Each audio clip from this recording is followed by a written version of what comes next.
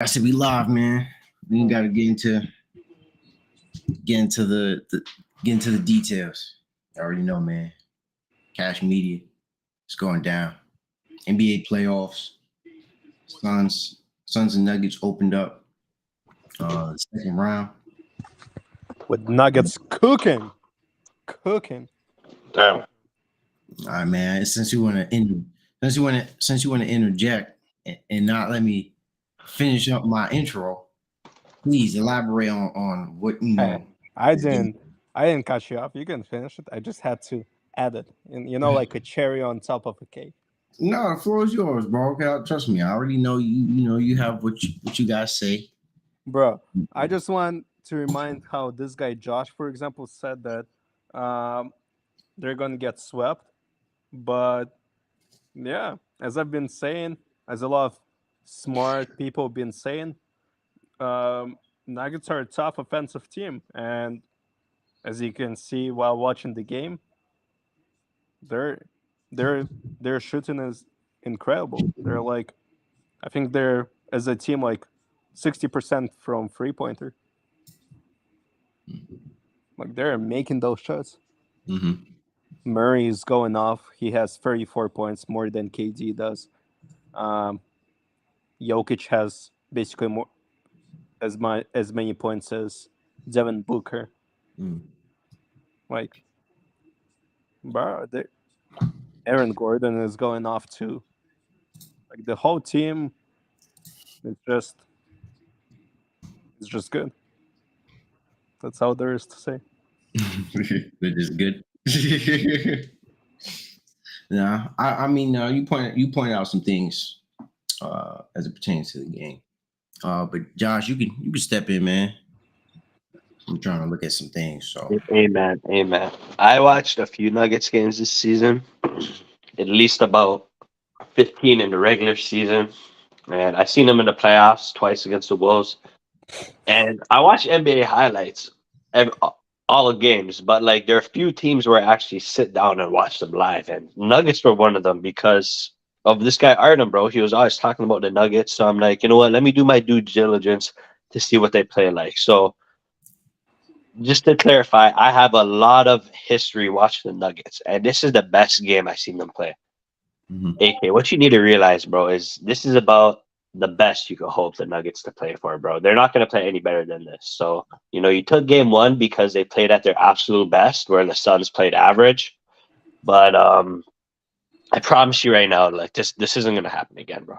Like I promise you, it's not going to happen again. Yeah, okay. The Suns, the Suns are just better, bro. They're just better. We saw Devin Booker struggle, but even with Devin Booker struggling, he still gave you 29. Like the Suns team is good, bro, and they're just gonna be better than the Nuggets, bro. At the end of the day, Jamal Murray is not gonna play the way he played again. Jokic is not gonna have that many wide open layups, bro. Adjustments are gonna be made, bro, and once adjustments are made, like the Nuggets will be figured out, bro. Okay, but you still didn't um, point out the problem with the Suns. That the whole team just depends on KD. KD is cooking, but it's just him. Their whole team right now depends on KD. Booker has a decent game, but bro, that's not enough. And in the end, it's not gonna be enough either.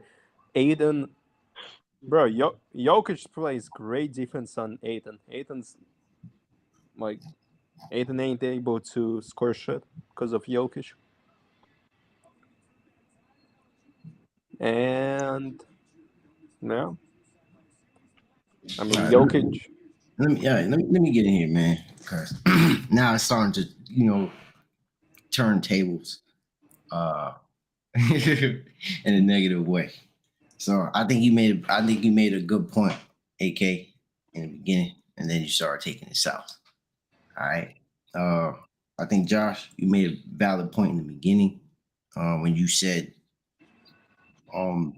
this is probably the best Nuggets game I've seen. In terms of just high competitive fervor. You know, For the sure. velocity they came out. With this game. Like AKE, and trust me, on my end, trust me, I'm giving them credit. They definitely came out to play. It's not like nobody was saying the Nuggets is trash.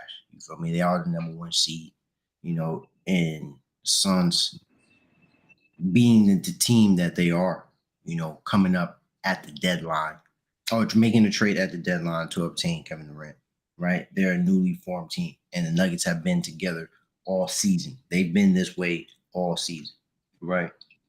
So, but watching this game though, I mean, it's hard to really kind of judge because I mean, really, what separated them, these two, there's a bunch of different things, a bunch of different factors that played into this, that really made a difference. And really, number one thing, right? I always like to go to is rebounds, right? They got um, out rebounded, you know, sorry, I'm mixing up my words. The Nuggets out rebounded the Suns, right? And most of those rebounds that the Nuggets had got with their starters were offensive rebounds, right? So you giving them a lot of second chance points. You feel me? Like you're giving the Suns a lot of second chance points, and that's contributing to how they're shooting, from the three. Like, bro, they were. I mean, again, you brought up a point when you was trying to say like they're shooting 50, 60%, from three. That's not gonna happen every game though. Like you're not gonna get those type of shooting nights. That's extraordinary. That's not necessarily common. Like the Nuggets are a 37% 3-point shooter as a team on the year. And so understand this. I still say that it's Suns and 7. If I said 7, but I definitely did say Suns. So I'm not surprised about how the way, the Nuggets came out here to play, bro. It's game 1. They're the number 1 seed, they're at home. There were some people that did doubt them, myself included, but this is a game they needed to win. They need to impose themselves. And then also there was something else that I need to point out about their vulnerability. Because I mean, at the end of the day, the Suns by halftime, right? They were shooting damn near 60%, 60% from three. I mean, not from three, from in field goal percentage. Like it's not like the Nuggets were stopping the Suns throughout this entirety of the game. You know what I mean? Like the Suns did have turnover. They had a lot of turnovers, unnecessary turnovers, right? You can fix that up later in the series. But that definitely played a huge part in the Celtics playing very poorly on that end, which also gave Nuggets more second chance, more opportunities. Yeah, but and even from three, like they were very conservative from three. Like most of their threes were shot, by Paul, or bench player on the Suns. Like Devin Booker shot 1 3. And he's a better 3-point shooter than that. He shot 1 3, and that was damn near later, later into the series.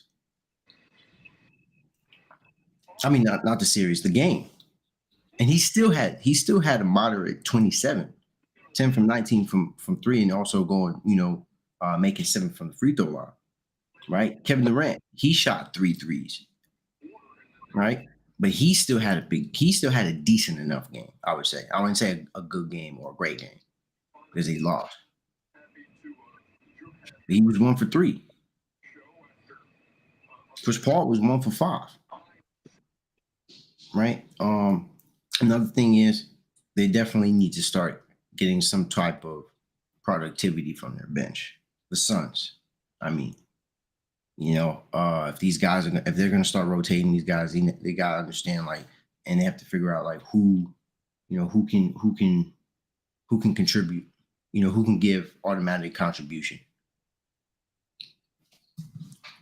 But even despite that, I don't think this game really said anything, it changed my opinion. Because at the end of the day, I think the questions that were there before are still already there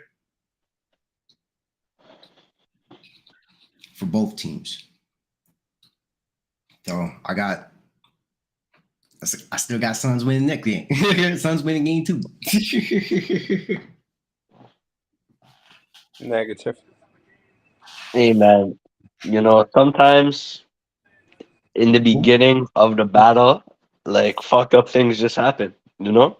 Hmm. But it's not about how you win the battle, it's about how you win the war. You know what I mean? So, hey man, I trust the Suns on how to adjust. I trust the Suns are more talented.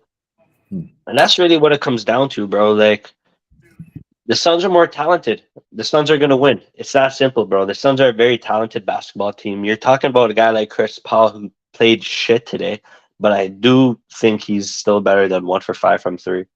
I definitely hope so, anyways. DeAndre Ayton will give Jokic work. Um, Devin Booker is going to have a much, much better game. We've seen what he's capable of already. Kevin Durant's going to have a much, much better game because he's Kevin Durant. Torrey Craig's going to hit more of his threes than what he hit today. Torrey Craig has proven in the playoffs so far to be a great 3-point shooter, and I don't think he's going to repeat that, man. If you look at Torrey Craig, he shot 1 for 2 from three, bro. He's going to get more looks than that, bro. He's going to get at least 4 threes. You know, yeah, I think the Suns are better, bro. I really just think the Suns are better. Like the way the Suns were playing, bro. They wanted to dare Jamal Murray to take as many threes as he could, I mean, but he was he in the made home. them. So credit He to had him. the home crowd. I mean, he had the home crowd, bro. Like he was amped up. And remember, this is I would say this is the first big series for Jamal Murray since the last time he was injured. You know, I don't No, really for sure. consider like the last series with the Timberwolves. Like, I mean, Timberwolves are they're like an idiot team, bro. Like, no offense, I'm not trying to offend anybody, but speaking just like how they operate as a franchise, like they just do weird things. You know what I'm saying? So nobody really Yeah, looks at Timberwolves as like as a considerable like contender. You know what I mean? Unless exactly. like I That's think a in the good point. future, and I think you could do something with Ant, but as far as like what I've seen from Cat and this whole thing with Rudy Gobert, that's a whole different story, right? But we're not talking about that. So with the Suns, the Suns is the first really good team that they're gonna have to face on multiple occasions. You know what I mean? Um, so with this series, man, I think it's gonna be very, very competitive, very, very competitive. Especially with Jamal Murray finally coming back, having a big game. He needed to have that game. Honestly, I felt like it was more due for him to go off than rather than Nikola Jokic, because even then, like I think where Jokic fulfilled his role more so. I mean, he was aggressive today, so I got to give him that. He was. It's not like he was afraid to take it to DeAndre Ayton, because he has history with DeAndre Ayton in the playoffs, and we brought that up in the past, right? But he hasn't shot particularly great from the field, right? So let's he's like he hasn't shot his percentages, I may say. Like it's not like he's shooting like poorly. So I want to at least be fair in that sense. But but even though against Aiden, like that's still a matchup for both of them, you know. Like, but Yeah, man. Jokic can do what he do. But remember, he's shooting 21 shots now. He's being a lot more aggressive because it's the playoffs. It's not the season now. So No. he's gonna have to be doing this. But Yeah, man. and then even speaking from you want to say something, bro?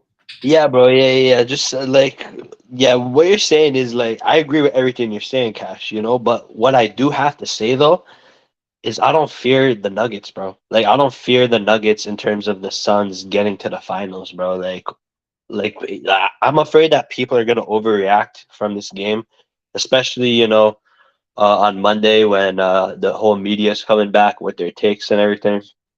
But at the end of the day, the Suns are gonna beat the Nuggets, bro. I'm very, very confident in saying that. I'm very, very So how, confident, and I'm not any more nervous of that happening yesterday than I was today, bro. One game is not that much. It's a 7-game series. The Suns aren't losing game 2. You know what I mean? And I'll go down saying that the Suns are not losing game 2. It's not happening. Not in this timeline. It's not even a possibility, bro. Like it's not happening, bro. But that's what's gonna happen, Absolutely not. bro. I've been saying that come playoff time, Murray's gonna be just like Jimmy Butler. Like there are this type of players that wait, when it wait, comes to what? playoffs, Repeat that? that just like Jimmy Butler, he's gonna transform and No, become who did you say? Murray. Oh, Murray. Okay. Yeah, that's a fair take. Hmm. Yeah. I mean, that's a very fair take. Murray is looking like he's one of those playoff performers that we Hmm. have a very few of. But Hmm. is Murray a better playoff performer than Kevin Durant? No. Look, Artem, if this series does go to 7 games, here's the logic I'm coming from. If this series does magically happen to go to 7 games, then Kevin Durant's due for at least two 40-plus point games. And the Nuggets aren't going to beat Kevin Durant if he goes for 40 plus. Okay. That's Well, the first thing you Murray, realize. Devin Murray. Booker is also due for 2 plus 35-point games, bro. 2 Okay. plus 35 So point is games. Murray. Murray outplayed KG today. So And he outplayed Booker, bro. But like, how many more games is like Murray due for, bro? Like, if Murray all struggles of even them. in the slightest, like if Murray has so much weight on his back, Murray needs to be terrific for all 7 of these games if they like want to overcome the Nuggets, bro. Okay, and same goes for your players, because No, bro, but I have 2 of those players. I have 2 of those. I have Booker and fucking Kevin Durant. okay, and I have Jokic that runs that offense that makes sure that he's feeding them buckets. Yes, but Nikola Jokic's scoring ability isn't the Then same as. then you have Aaron Gordon, All who right. Yeah, and Aaron Gordon looked like Prime Vince Carter today, bro. Like that's what I mean. Like I Aaron mean, Gordon and Jamal Murray went like that was one of the best games I've seen Aaron Gordon play. No, never mind Jamal Murray, bro. Aaron Gordon, bro. Aaron Fucking Gordon made 3 out of 4 3-pointers. yeah, I know, no, bro. Like that's what I'm saying. He's not gonna do that again. that's today, bro. You get what we saying? Like Okay, it's not like what I'm it saying. is today. Yeah, but and what I'm trying to say is like that's not going to be an every game occurrence. Like Okay, they're not gonna shoot like this lights out. And even then, MPJ didn't even shoot that well today. he didn't. He didn't even have a great shooting night Yeah, in so he's particular. out to I have mean, a good game eventually too. yeah, but it's not gonna all mesh like every time. Like all these players are not gonna just be raining threes one day. Like they're not the Warriors, bro. Everybody's not gonna just be draining threes one day just because like and understand this though too. Like the Suns are not like as bad as a defensive team. Like they're not just gonna let them get all these free shots in the playoffs at the perimeter, bro. You know what I mean? Like it doesn't work like that. So the thing is, the Suns just got to clean up their mess.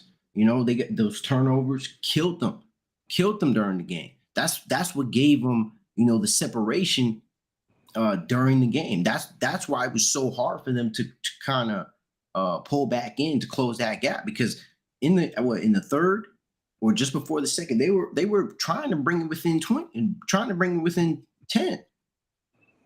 They made some good shots down the stretch, but at the end of the day, what separated them, obviously was the Jamal Murray performance in the fourth quarter. So that's what really that's what ultimately led to that situation, kind of just what it is and what we've seen. Especially since Jamal Murray didn't have to come up and make plays during the game because everybody was making their shots, as opposed to him having to do it for at least the majority of the game. See what I'm saying? So, but Devin Booker definitely needs to be.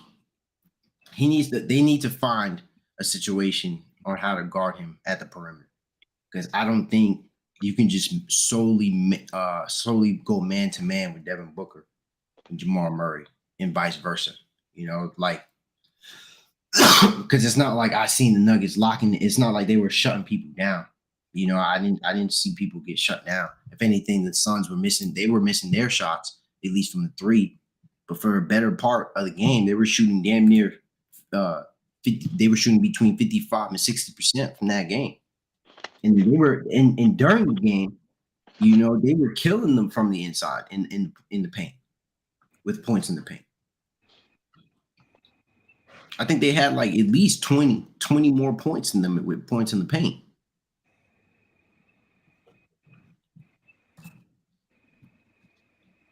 So, the Nugget, you got your W, bro. You feel me? So we'll give you that.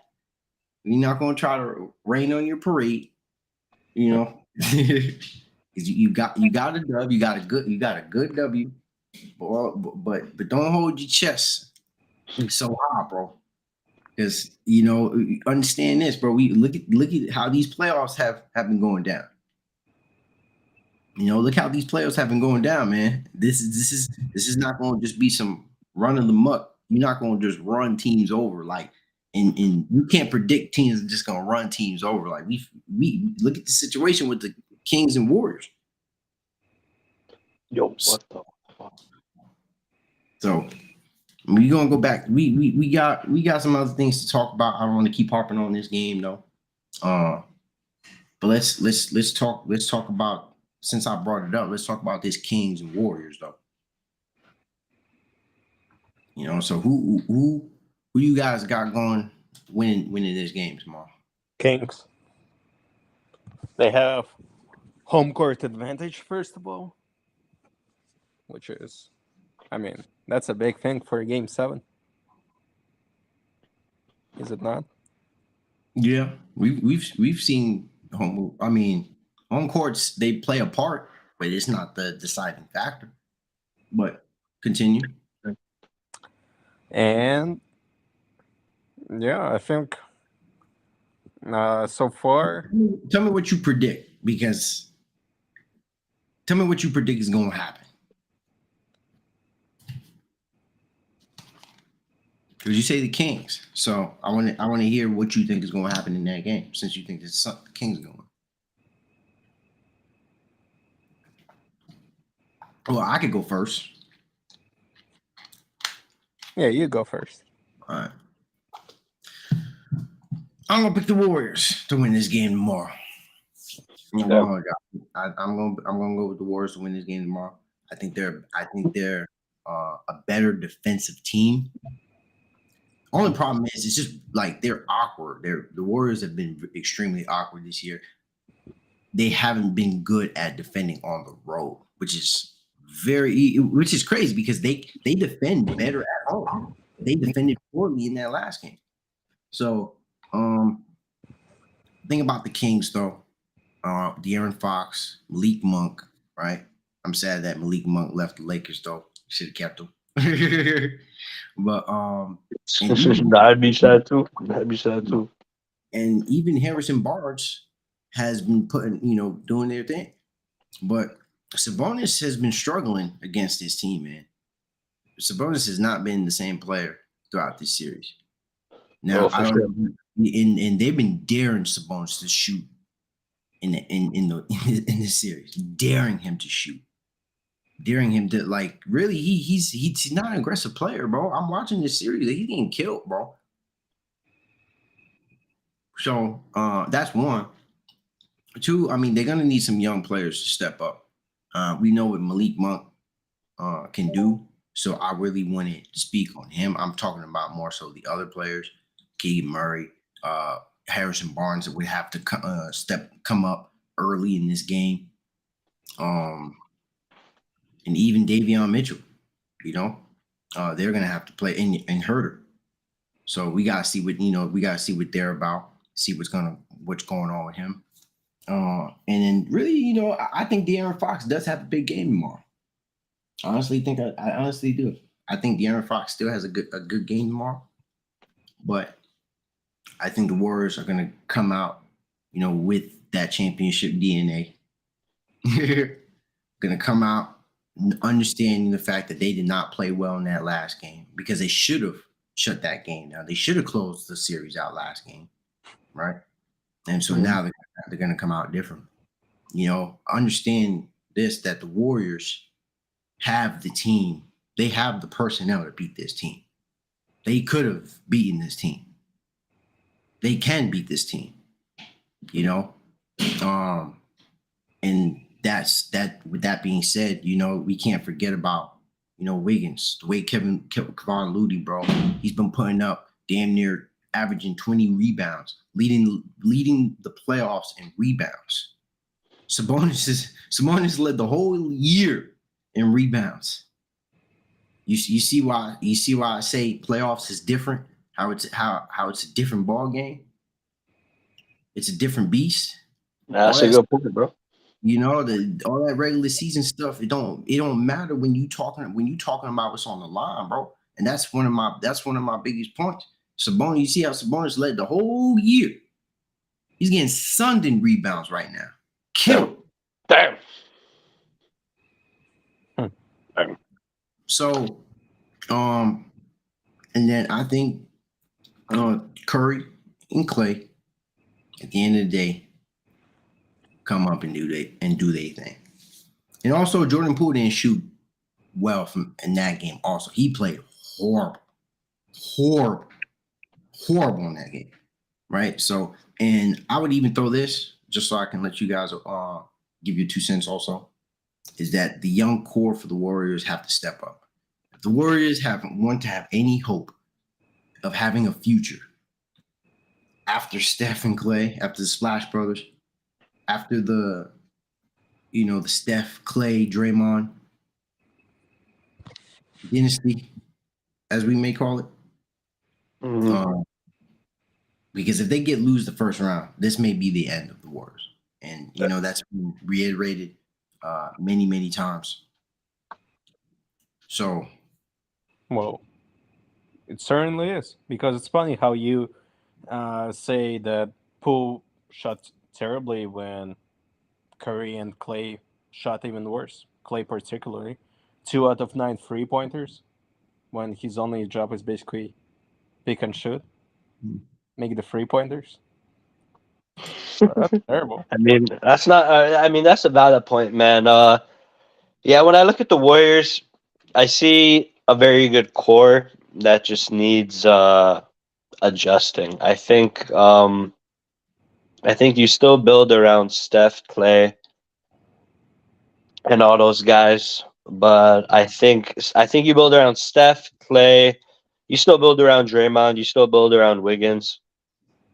Actually, you might have to ship Draymond.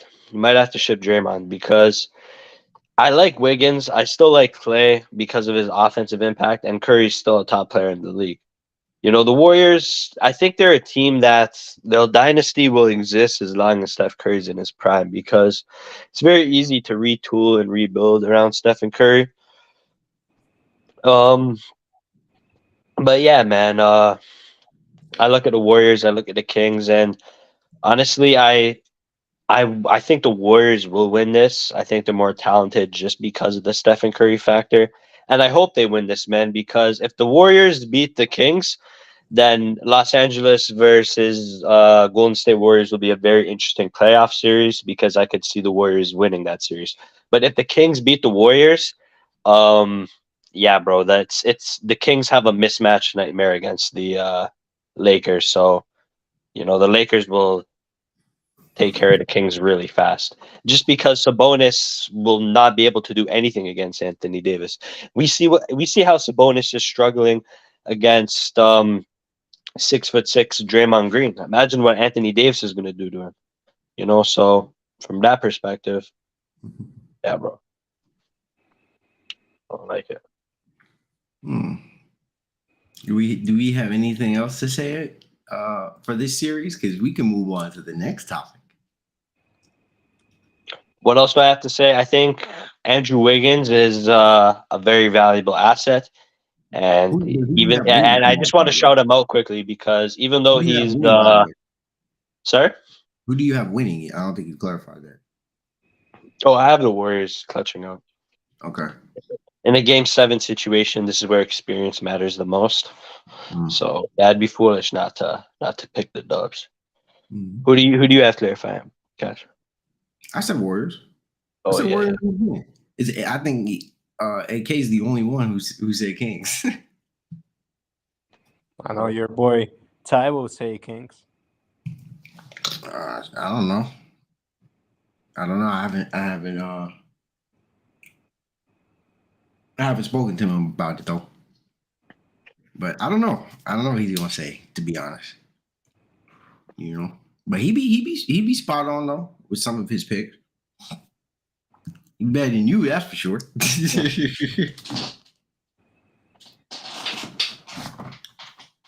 But yeah, let's move on to this Lakers pick. This Lakers advancement to the round, to round 2. Thank you, Josh, for bringing that up. Because I'm glad that I have two of the guys who doubted the Lakers all year. Right? Didn't believe. Right? And here's my thing. And rightfully so. Right? And rightfully so. We didn't believe. And here's my thing. Because honestly, I more so point towards AK rather than Josh, because Josh gives some leeway when it comes to LeBron. But AK just has no courtesy.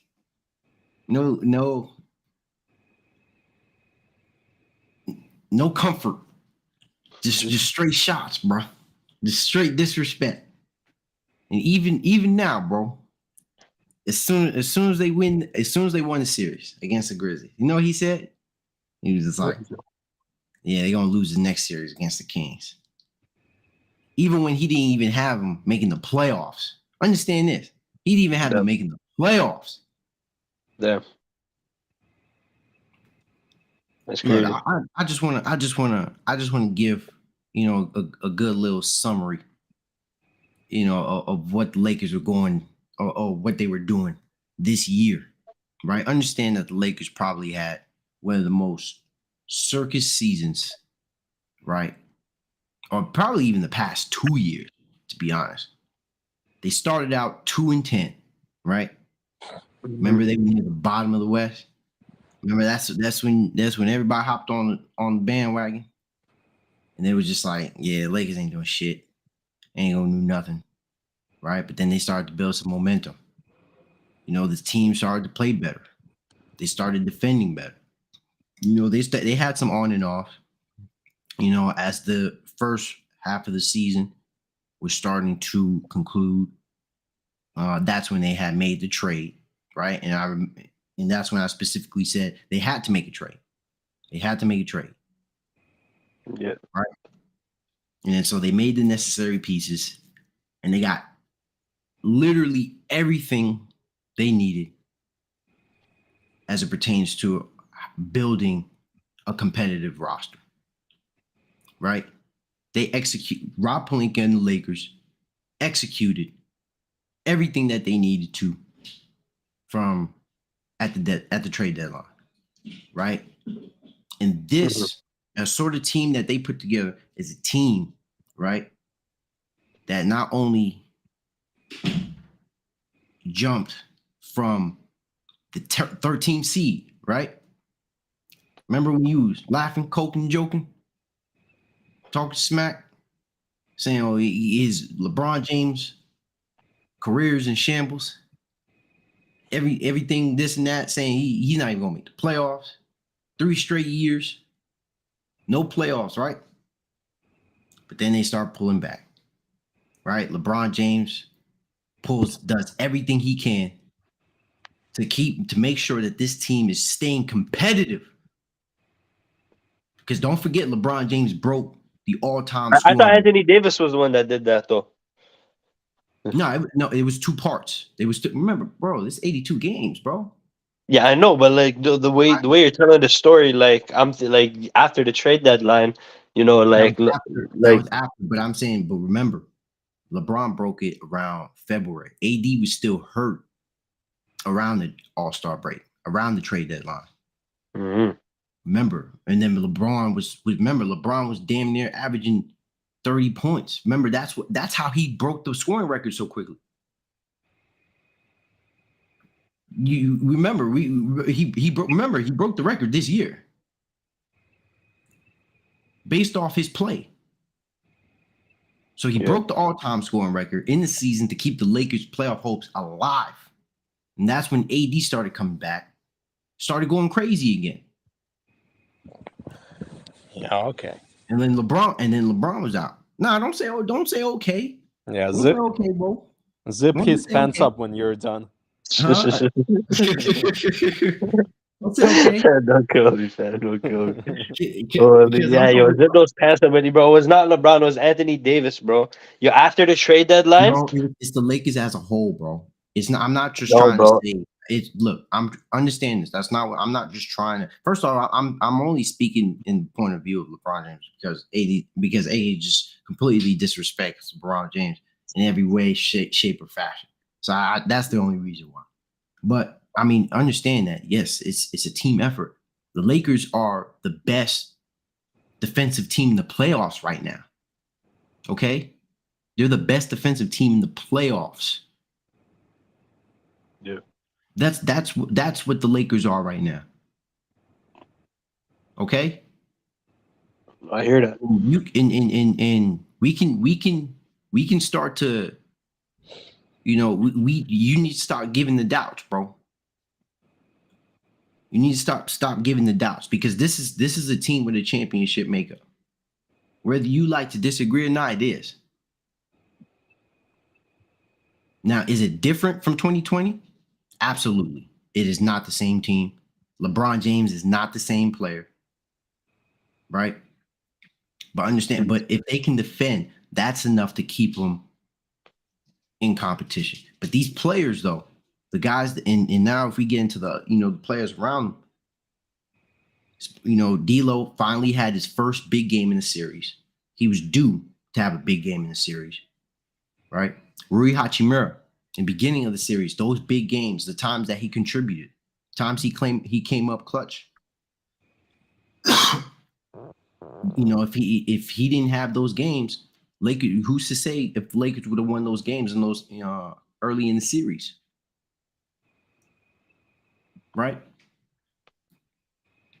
And then Anthony Davis proved why he was a better player than Jaren Jackson Jr. in this series.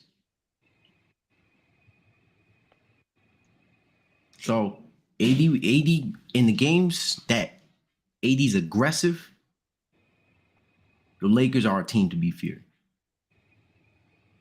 And then Austin Reeves, bro, he's gonna get the bag, bro.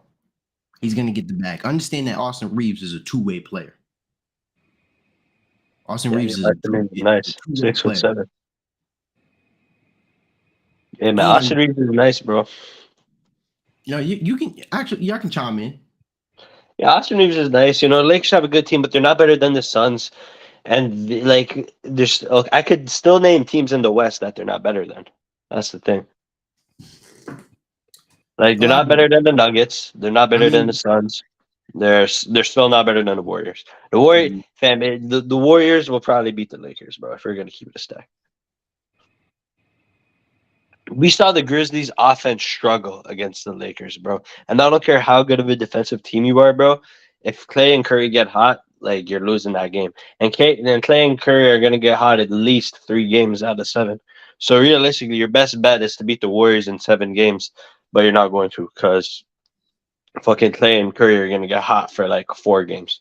So it's not gonna matter, bro. And the thing about the Warriors is they make you sweat more than at any team in the NBA, bro. All they do is just run around, and set screens, and they're just running around the entire fucking perimeter, bro. Steph Curry, between fucking Steph, Clay, and Jordan Poole, these guys are just running around the entire thing, bro. They're gonna make their old fucking ankles fucking hurt, bro. You know what I mean? They're gonna tire them Lakers, bro. You think LeBron James is guarding anybody? He doesn't have the stamina to. So with that being said, the Warriors will probably beat the Lakers. I would pick the Warriors to beat the Lakers, but I wouldn't pick the Kings to beat the Lakers. Okay. I mean, I think you make some fair points, but I think you're overreacting in a bit. I mean, you said it enough. For one, if you're a better defensive team, I think that travels, regardless, bro. Because I mean, I understand your analysis with the Warriors because I wouldn't pick the Lakers to beat the Warriors. But understand the Warriors would still have a tough time against the Lakers because they shut down the paint. They shut down interior scoring, right? The Grizzlies have been a team that shot religiously well in the field goal area. In this series, they averaged 32% in this series against the Lakers, right? Understand that. That was with Ja, right? We were boasting up Ja. Said Ja was going to cook, right? Remember this in the Discord? Y'all said Ja was going to eat. Yeah, I remember that. Right? He had 10 points. He had 10 points in the closeout game. Well, he also had a broken wrist. And that like also was I like. don't want to hear that, bro. I don't want to hear that because in those other games when he put up points, nobody was saying that. So stop it. Stop it. He put up points in other games. Stop it. He played. That you don't bring that up now. He got shut down. And understand this, you can say this about LeBron James, but that's why I brought Austin Reeves because LeBron has ultimate trust in Austin Reeves. LeBron James is playing a lot more off ball. If you tell me LeBron James isn't guarding up in these games, you're lying to yourself. I don't know what you're watching. LeBron James is sticking defense. If anything, he's prioritizing that more than offense, than facilitating, than carrying the ball. He's giving Austin Reeves full trust at the perimeter. So LeBron James is guarding up. Okay? That's why the Lakers are the best defensive team in the league. Right? Now, as far as I would say against other teams, like Nuggets, I think that would be a very great series. Very great series. Honestly, that would be hard for me to judge right now. Suns. Honestly, I think the Lakers will probably have a small advantage when it comes to their personnel because the Suns bench have to come up in these games. You know, it can't just be, this star core. As much as I do have a lot of faith in the Suns core, their bench would have to come up as much as the Lakers bench does because the Lakers bench is going to contribute. Okay? That matters. If you have bench players, if you have role players that can come in and contribute and give you valid minutes, that matters, right? So, and as far as the Kings, they would be almost in the same alley as the Warriors. A very quick, fast-paced team. At least with De'Aaron Fox, but for the most part, you have a lot of guys who are catching shooters. With the exception of Malik Monk and De'Aaron Fox, right? But they've played with De'Aaron Fox. He was on that team last year.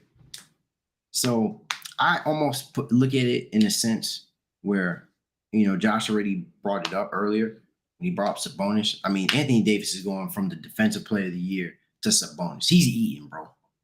He's eating. Bro. AD is eating in that series, bro. Eating in that series. Honestly, AK, I hope the Kings win tomorrow. Because AD would go monster in that series, bro. If you think there was doubt then, oh man, it is going to be bad in that next series for Sabonis and Anthony Davis. He going crazy.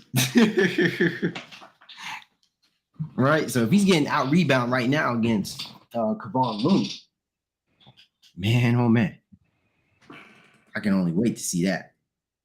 But I think De'Aaron Fox is a better. I think he's he's relatively about the same type of shooter as John Morant. But I think in terms of fourth quarter productivity and effectiveness, obviously De'Aaron Fox pales over John Morant. So I mean, it would still be a tough team, but other than that, I mean, I give the Lakers a legitimate shot.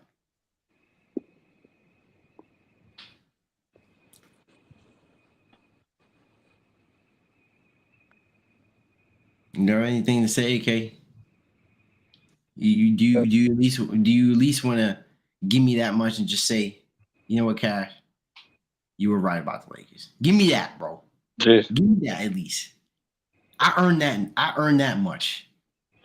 LeBron has earned that much this year, bro. LeBron didn't earn shit, Oh bro. my god, It was it's so D'Lo, bro. He literally gets. I don't know why people talk about bro. LeBron when D'Lo is the one that deserves all the praise. Oh my He's the god, one that carried bro. them there. And Oh my god, dog. Bro, I'm almost losing hope, bro. Josh, am I wrong, bro? Rui too. Hey Am I man, you know he did say that the Lakers could go to the second round, bro. You know, before the playoffs started, he said that he liked what the Lakers were seeing. You know, before the trade deadline happened, you know, when all the doom and gloom was surrounding the Lakers, oh, Russell Westbrook, you can't trade him, this, that, that. This guy Cash said, yo, I'm not gonna make an opinion until I see what trades they got to make. But I mean, bro, like you do have to give him credit to the extent that, you know, he was holding out hope for the Lakers when there was no hope. You know, he was in a very dark and shadowy place all by himself when he was believing in the Lakers. And you know, here they are now in the second round. You know, looking like they're thriving. You know, so in that regard, you have to give him credit, bro. The only thing is that you don't want to give him too much credit because to say that the Lakers are a championship contender is still not true. I mean, understand this though. I'm not saying that they're the championship favorite. I'm saying they're a championship contending team. If you're in the playoffs and you're the best defending, you're the number one defense, you are a championship contending team. I mean, If that you all don't, depends on how you define championship contending teams. Because I only see three championship contending teams in the NBA as of right now. I only see three. I feel like every team that's in the second round. I mean, when did you consider those teams contending for a championship? I would say so. I mean, not to the literal sense, like they're not like in the finals, but once they get past in that series, you have at least two teams out of those four series that's gonna go to the conference finals. I mean, when I think But of a championship contending team, I think of teams that if they won the championship, I would not be surprised. mm, And the only three teams I could say that for are the Suns, the Celtics, and the Sixers. Those are the only teams I could say that for. mhm. uh, but and I just want to close this off because I don't want to keep talking about this because I'm not trying to point at you. But AK,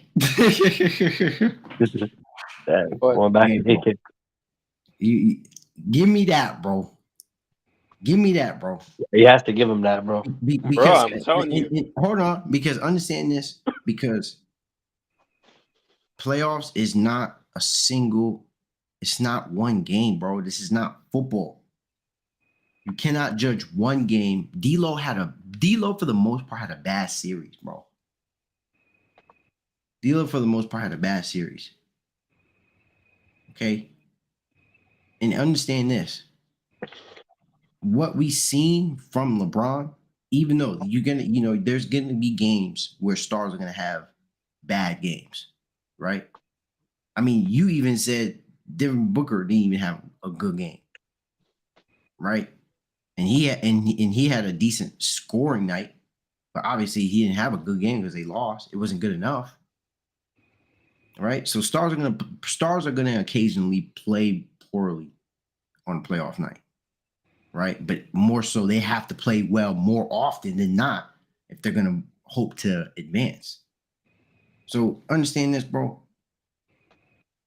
With everything that occurred in this season, you at least have to give LeBron his respect this year, bro. I want I want I Oh, want to I want to at What? least I want to at least say hear you say that. Okay, I was right this year about the Lakers, and LeBron deserves credit this year. I I mean, mean, 'Cause I credit could I for think what? see, Though? I could see Mhm. about the Lakers. Like, you know what? I'll give some credit, but LeBron, no. What? What? LeBron is not the one that's carrying the team, and that's a fact. During this series, he's not the top player of the team. He hasn't performed better than AD did so far in the series. I mean, bro, but you understand that's what was needed, right? You understand that AD is a younger he's a younger player than LeBron, bro. Okay, he He's is. he's he's the younger player. And remember, those like there were games, remember there was a game that he played poorly and they still won. Remember the game where LeBron closed out the game when he Mm, made two clutch layups in Yeah, that his game? 22-20 game. yeah, What are you talking about, bro?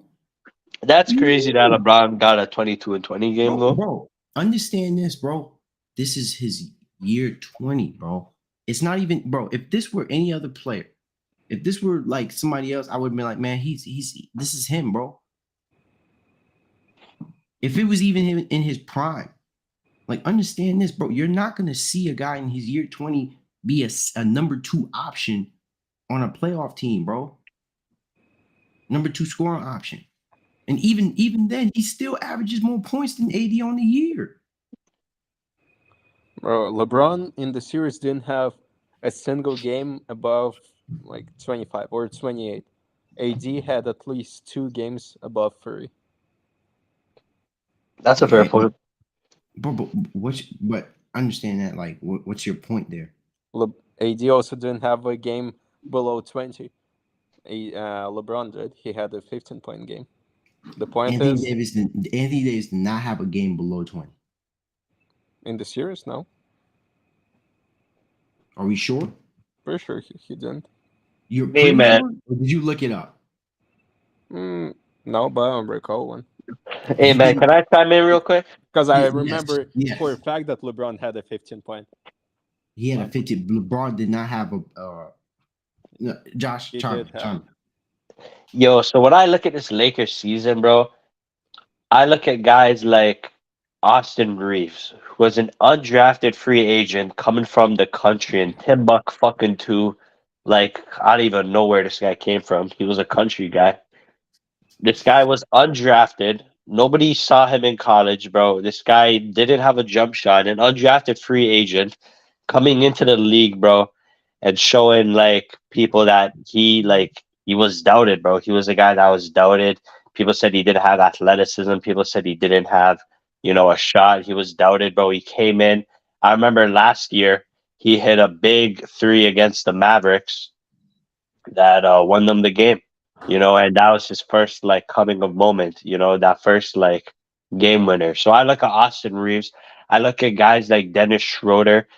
People doubted him. People thought he'd be out the league soon playing in China after he missed that big contract. I look at a guy like Rui Hachimura, who he was a top 15 pick in the draft, and people said he was a bust. And now he comes and plays as big as he played. I look at the role players and like give it to them, bro. I think it's more about them. I think it's more about these guys that were never really given a chance, that were looked very very good. next to LeBron and Anthony Davis. Those three names particularly. I think of Anthony Davis too, more than LeBron James, because Anthony Davis, people were calling him, it said AD stands for always dented. He's washed. We should trade him for Lillard. This, that, that, bro. AD was getting so much hate, bro, because he was injured, bro, and Laker fans like hated him for it.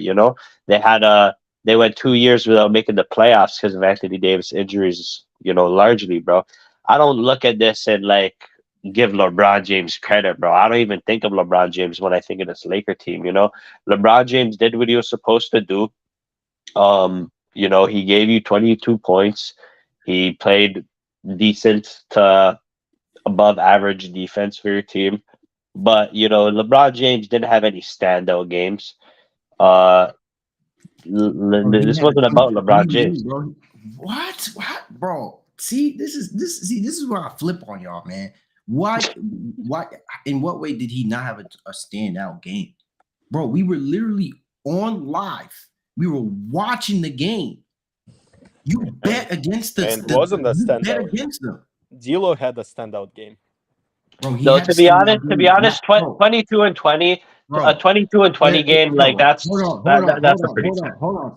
Stop, because I'm sick of this shit, bro. This is a 6-game series. There were 6 games, bro. 6 games. Stop bringing up just one game. You're bringing up one game out of 6 games, bro. Bring up the whole series. Yeah, what LeBron average Because in this series? y'all making it seem, bro. Y'all really making it seem like we didn't watch all of these games, bro. To say that LeBron James didn't have a standout game. And I just looked at the numbers because I know for a fact AD had bad games. That's the reason why they lost those games. Game 2, Anthony Davis had 13 points. The game where LeBron had made both of those shots, AD didn't have a great game in that game neither. He had 12 points.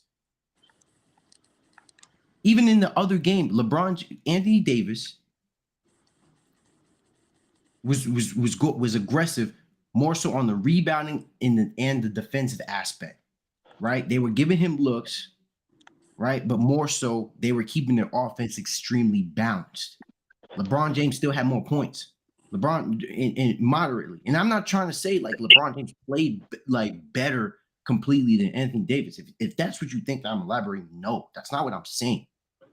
My fact of the matter is it takes both of them because they contributed on the defensive end on both efforts, right? And they both of them needed to come up in order for this team to move forward. It wasn't going to be all these other guys on a consistent basis.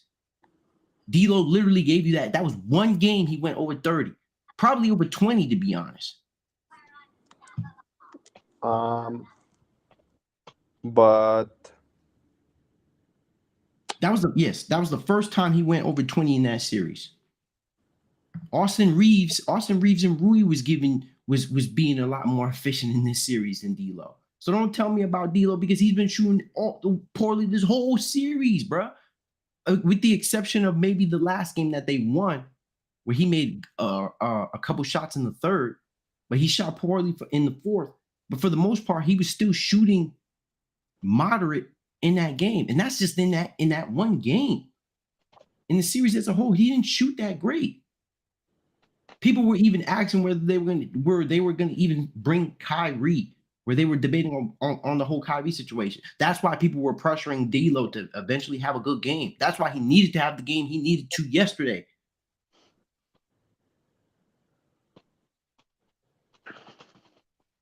So come on, man. Like, bro, let's like, come on, man. Keep it a stat, bro.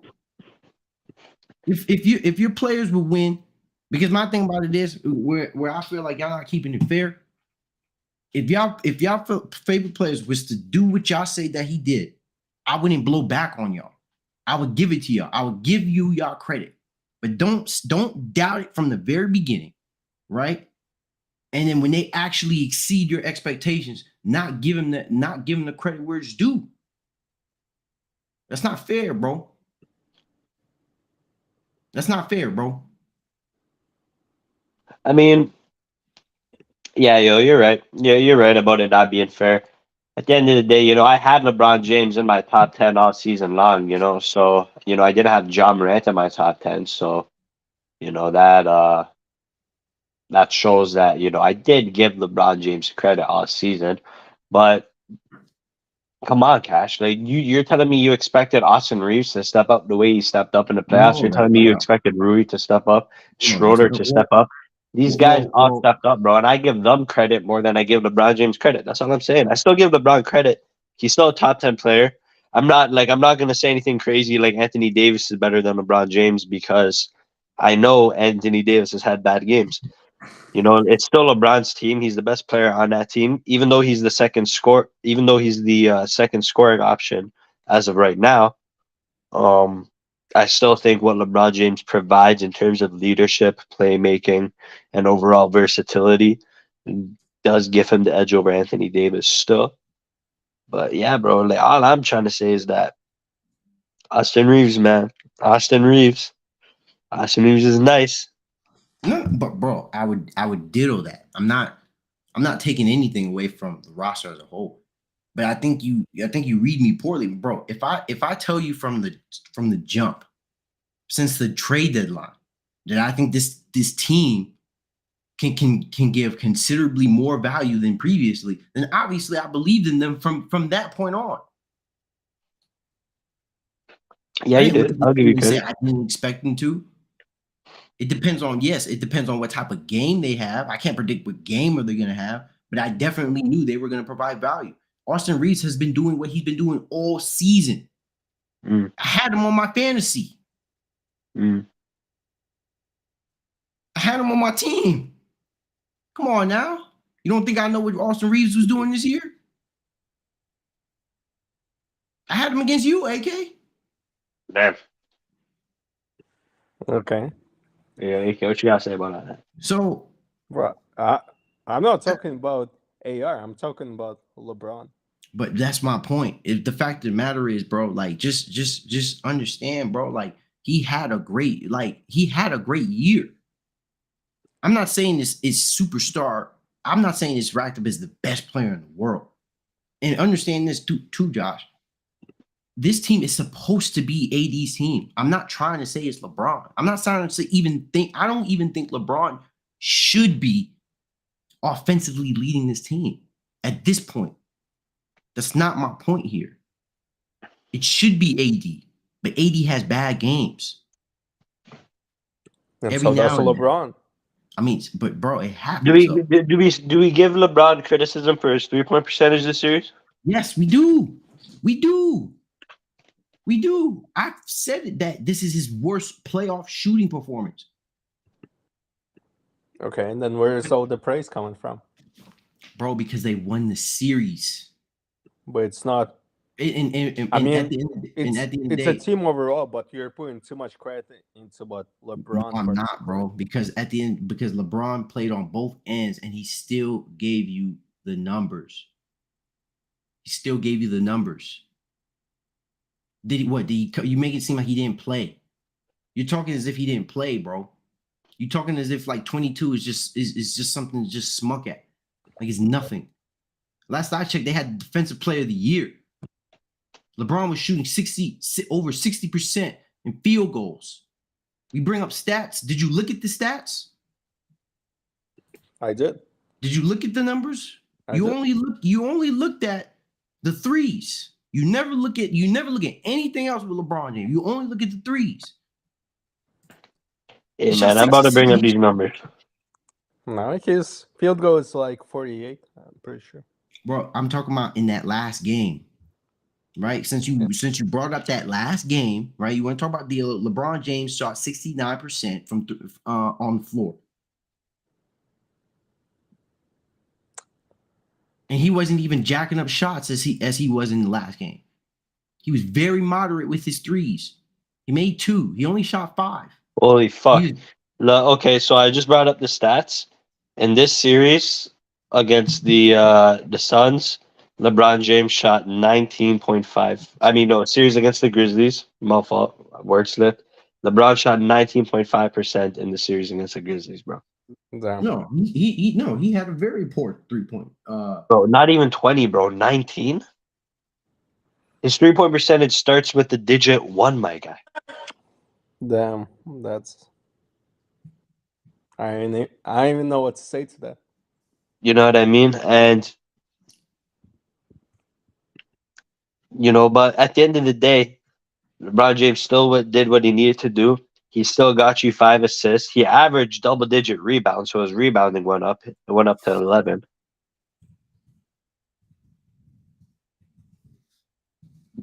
And the man is 38 years old, so that's crazy.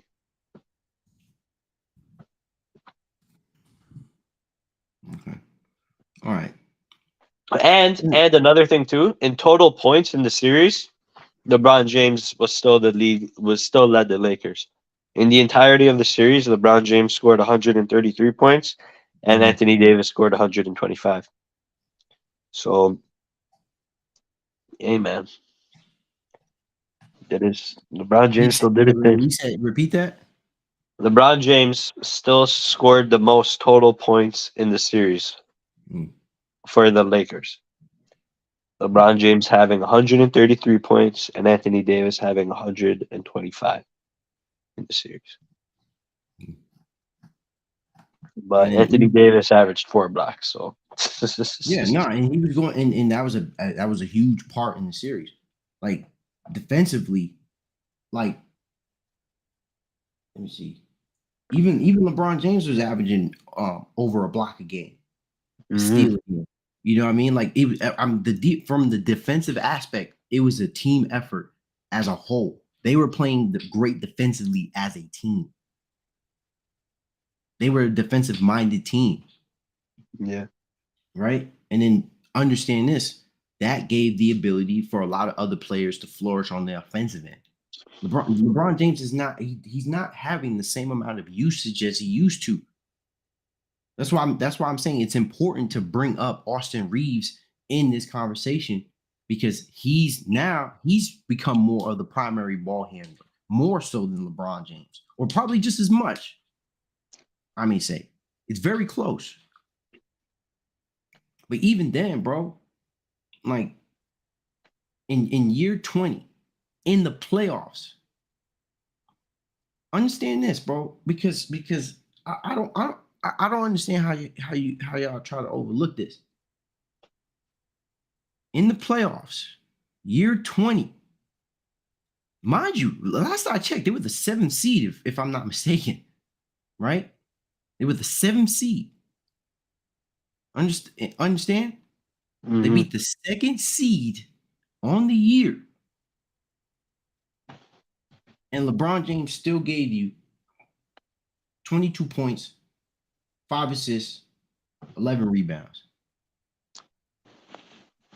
He didn't shoot great from the three, but he gave you 48% from the field. And most in those nights where he shot better, he was where he had better shooting nights, or he finished from the floor.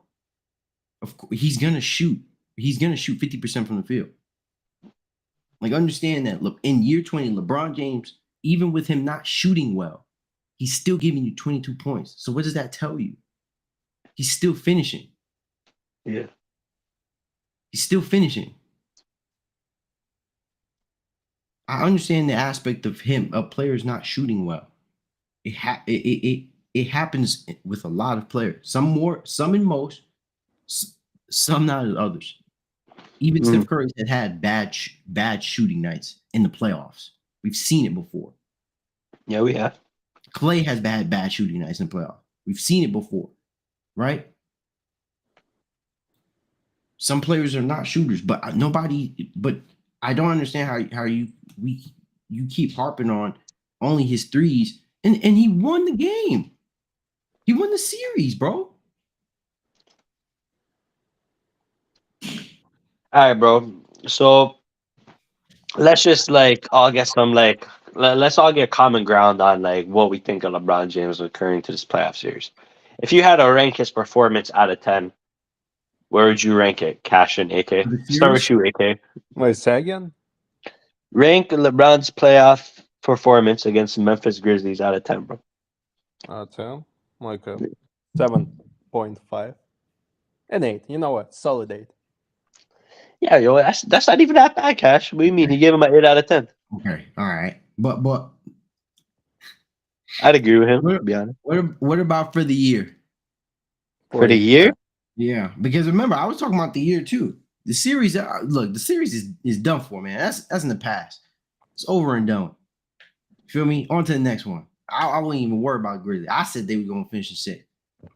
The year, because understand this, they have Lakers already exceeded expectations just by winning this first round.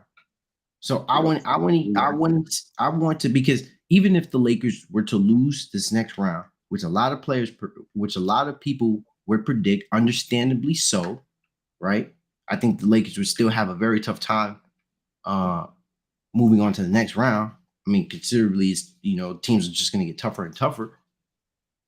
But they're playing with house money at this point. They're the 7th seed, and they moved on to the second round. mm, Anthony Davis is injury prone as shit. You never know when this dude gonna get hurt.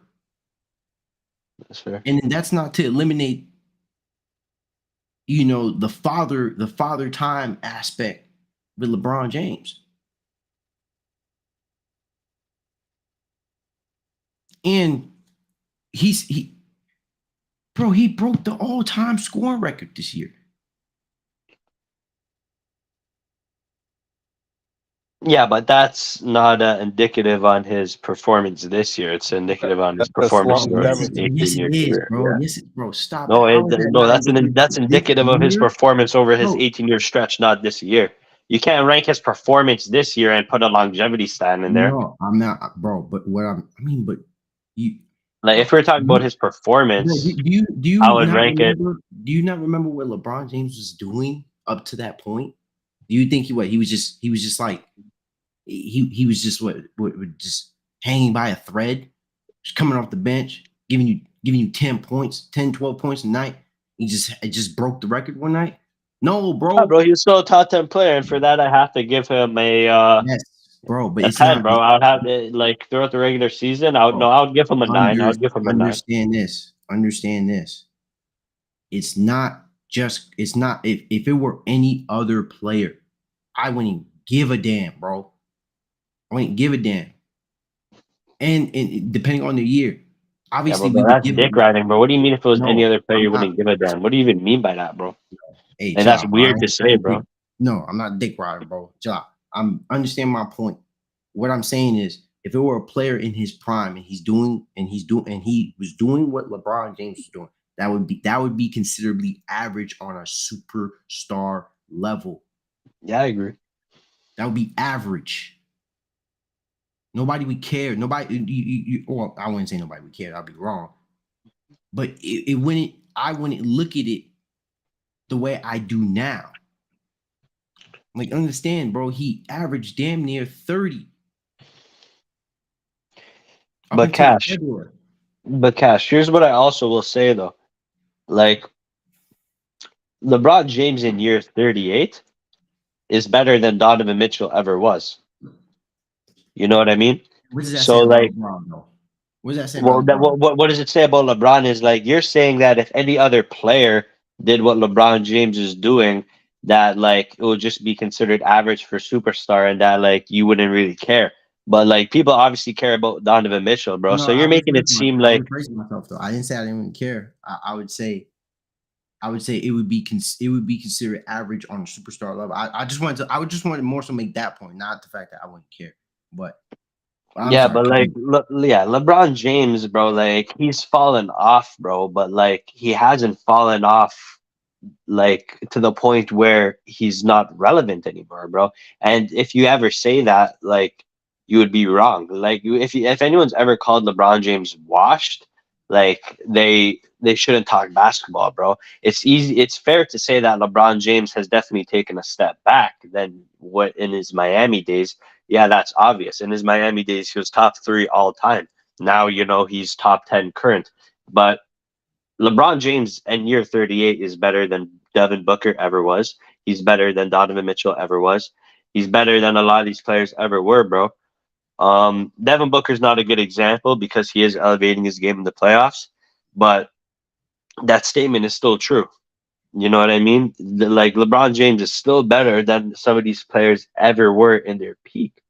So yeah, bro, LeBron, like you're making it seem that like LeBron James exceeded all expectations when in reality, bro, LeBron James this year is still worse than LeBron James the year before.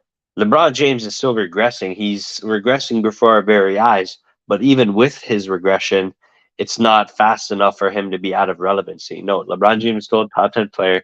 LeBron James is still gonna give you production, even though he is regressing, bro. So I but don't think yeah, we should be too impressed. I mean, I wouldn't. I mean, I wouldn't. I mean, but here's where we disagree. But I'm gonna speak on this. Um, yeah, I wouldn't disagree with you. But the thing about it is, I wouldn't disagree with you and say that that he regressed. I would agree with that. My point is the fact that he hasn't regressed like other superstars who have played in year 20, bro. Okay, Kobe, but Kobe in year 20. Or say what you gotta say. Okay.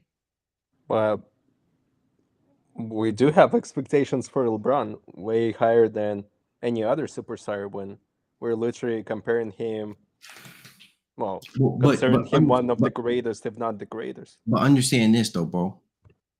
Why do you have that expectation? Why is there still expectation with LeBron James? Why? Because he's not the What? greatest. Huh? He's not the greatest, but he's one of the greatest. That makes no sense, bro. You say we have expectation of him because he's not the greatest? Yes. No, bro. We He have still expectation, hasn't solid. bro. So Yes, he has, bro. What are you talking about, bro? What do you mean he hasn't solidified his legacy, bro? not our MJ. So Bro, stop talking about that, bro. Stop talking about that, bro. With MJ, yo, bro? Josh, What do is you not MJ, agree with bro? me? Huh? Wait, what does MJ have to do with this conversation, bro? Nah, that LeBron still has yet to solidify his career. I mean, he's solidified his career, bro. He's held in very high regard, bro. I have him in my top three all time, bro. So I don't know what you mean by that statement, bro. The reason why LeBron has expectations is not because he's the GOAT, is because he's a top 10 player currently, bro. Forget all the legacy shit. As of Thank right you, now, he's still a top 10 player. thank So you. with Because he's like still playing well. yeah, exactly, bro. Just like how we had expectations for Donovan Mitchell, just like how we had expectations for all these players who are playing well. If you're named an all-star in this season and then you fucking show up to the playoffs and play like shit, it doesn't matter if your name's fucking LeBron James or fucking Tyrese Halliburton, bro. You're still gonna get scrutiny. But understand this though, and this is what we're not understanding, bro. Like we have that expectation with a lot of other players because of where they're at in their careers and how they're playing. Like, of course, we expect all these other stars to play well, just like how we even expect Anthony Davis to play well. Exactly. We just like how we expect Anthony Davis to take over the Lakers, to be that guy for the Lakers, right? We have different expectations with everybody, right? When you're saying this, bro, it's like you're not gonna get the same level of productivity in just any guy in year 20 at the age of 38 and what he's doing.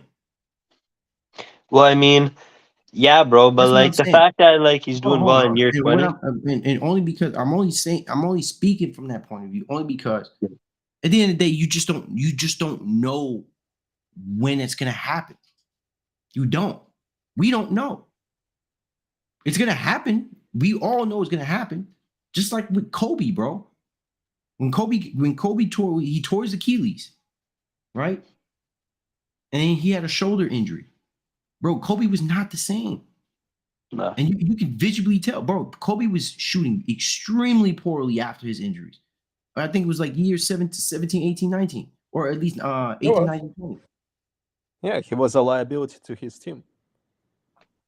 So if you can look at it from that aspect, right? And then you compare to what LeBron James has done in his year 20, It doesn't compare, bro. It doesn't compare. It doesn't, bro. You will arguably sit here. We can arguably sit here. Honestly, I'm not even gonna argue it. I think it would be solidified. LeBron has had the greatest year 20 of any player in NBA history. Yeah, I agree. Give me facts. Give me facts to tell me I'm wrong. Okay, he can have it. Yeah, give him that, bro. That's all fine, bro. Like that's all fine, bro, because like other players in NBA history, have gotten to year 38, or no, sorry, approaching year 20. And then they decide to, party and retire and smoke and have fun and spend all their money that they've been working for and enjoy their merits and championships. But LeBron James, he's still hungry for more. So, we'll give LeBron James that, bro.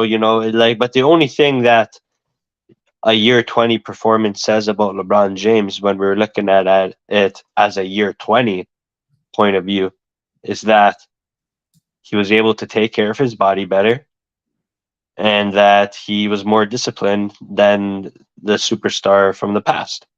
So those are the only two things, that he was healthier and that he was more disciplined. But to sit in here up here and use the year 20 argument as a means to prop up LeBron James higher all time, I think is wrong, bro. I think that I didn't say that anything. I didn't bring up anything all the time. yeah, no, I know, but I'm just like, giving I'm just covering the point from two perspectives. I know you didn't say that, but yeah, man, give credit to LeBron James. It's year 20, and he's a top 10 player, and that's very impressive. But I'm gonna keep it at that. All I'm gonna say is it's impressive.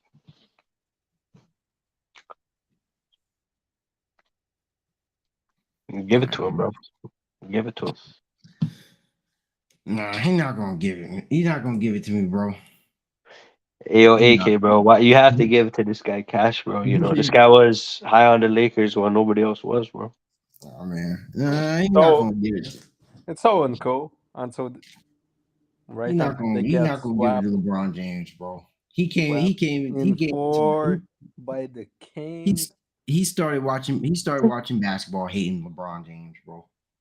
Hey, there is no hate. There's just Nah, bro. That's a what I see bro. before my eyes. No, bro. You. It's just straight hate, bro. You just Damn. speaking straight hate, bro, on LeBron James, bro. Damn. You just, bro. This is coming from somebody who's I've picked against LeBron numerous years in the finals. Trust me, I was against him, so I can speak. I can speak from it, bro. I have people who can vouch for it. But you have undying hatred for LeBron James, bro.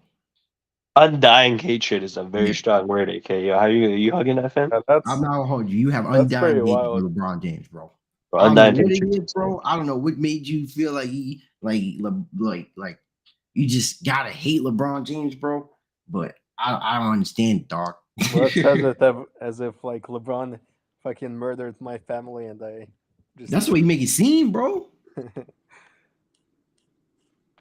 I'm being dead ass, bro. That's the way you make it seem.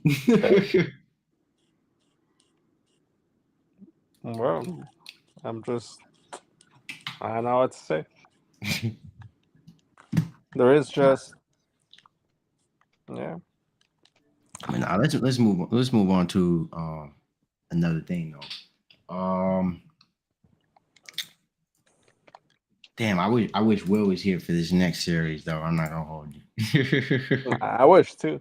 So does I Josh. I kind of didn't want to talk about the Knicks, this Heat and Knicks series without him. Damn. Shit. Let me see.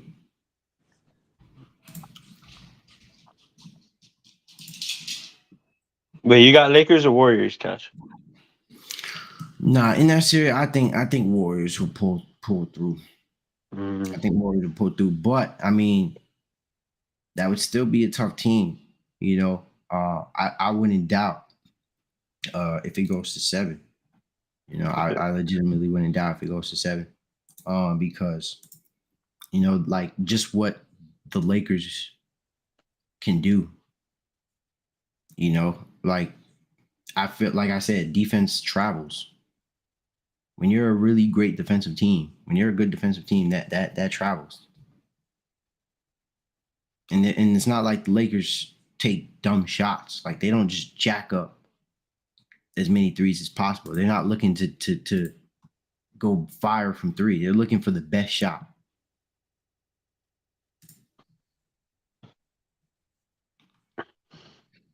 Yeah, bro, they can hit them too.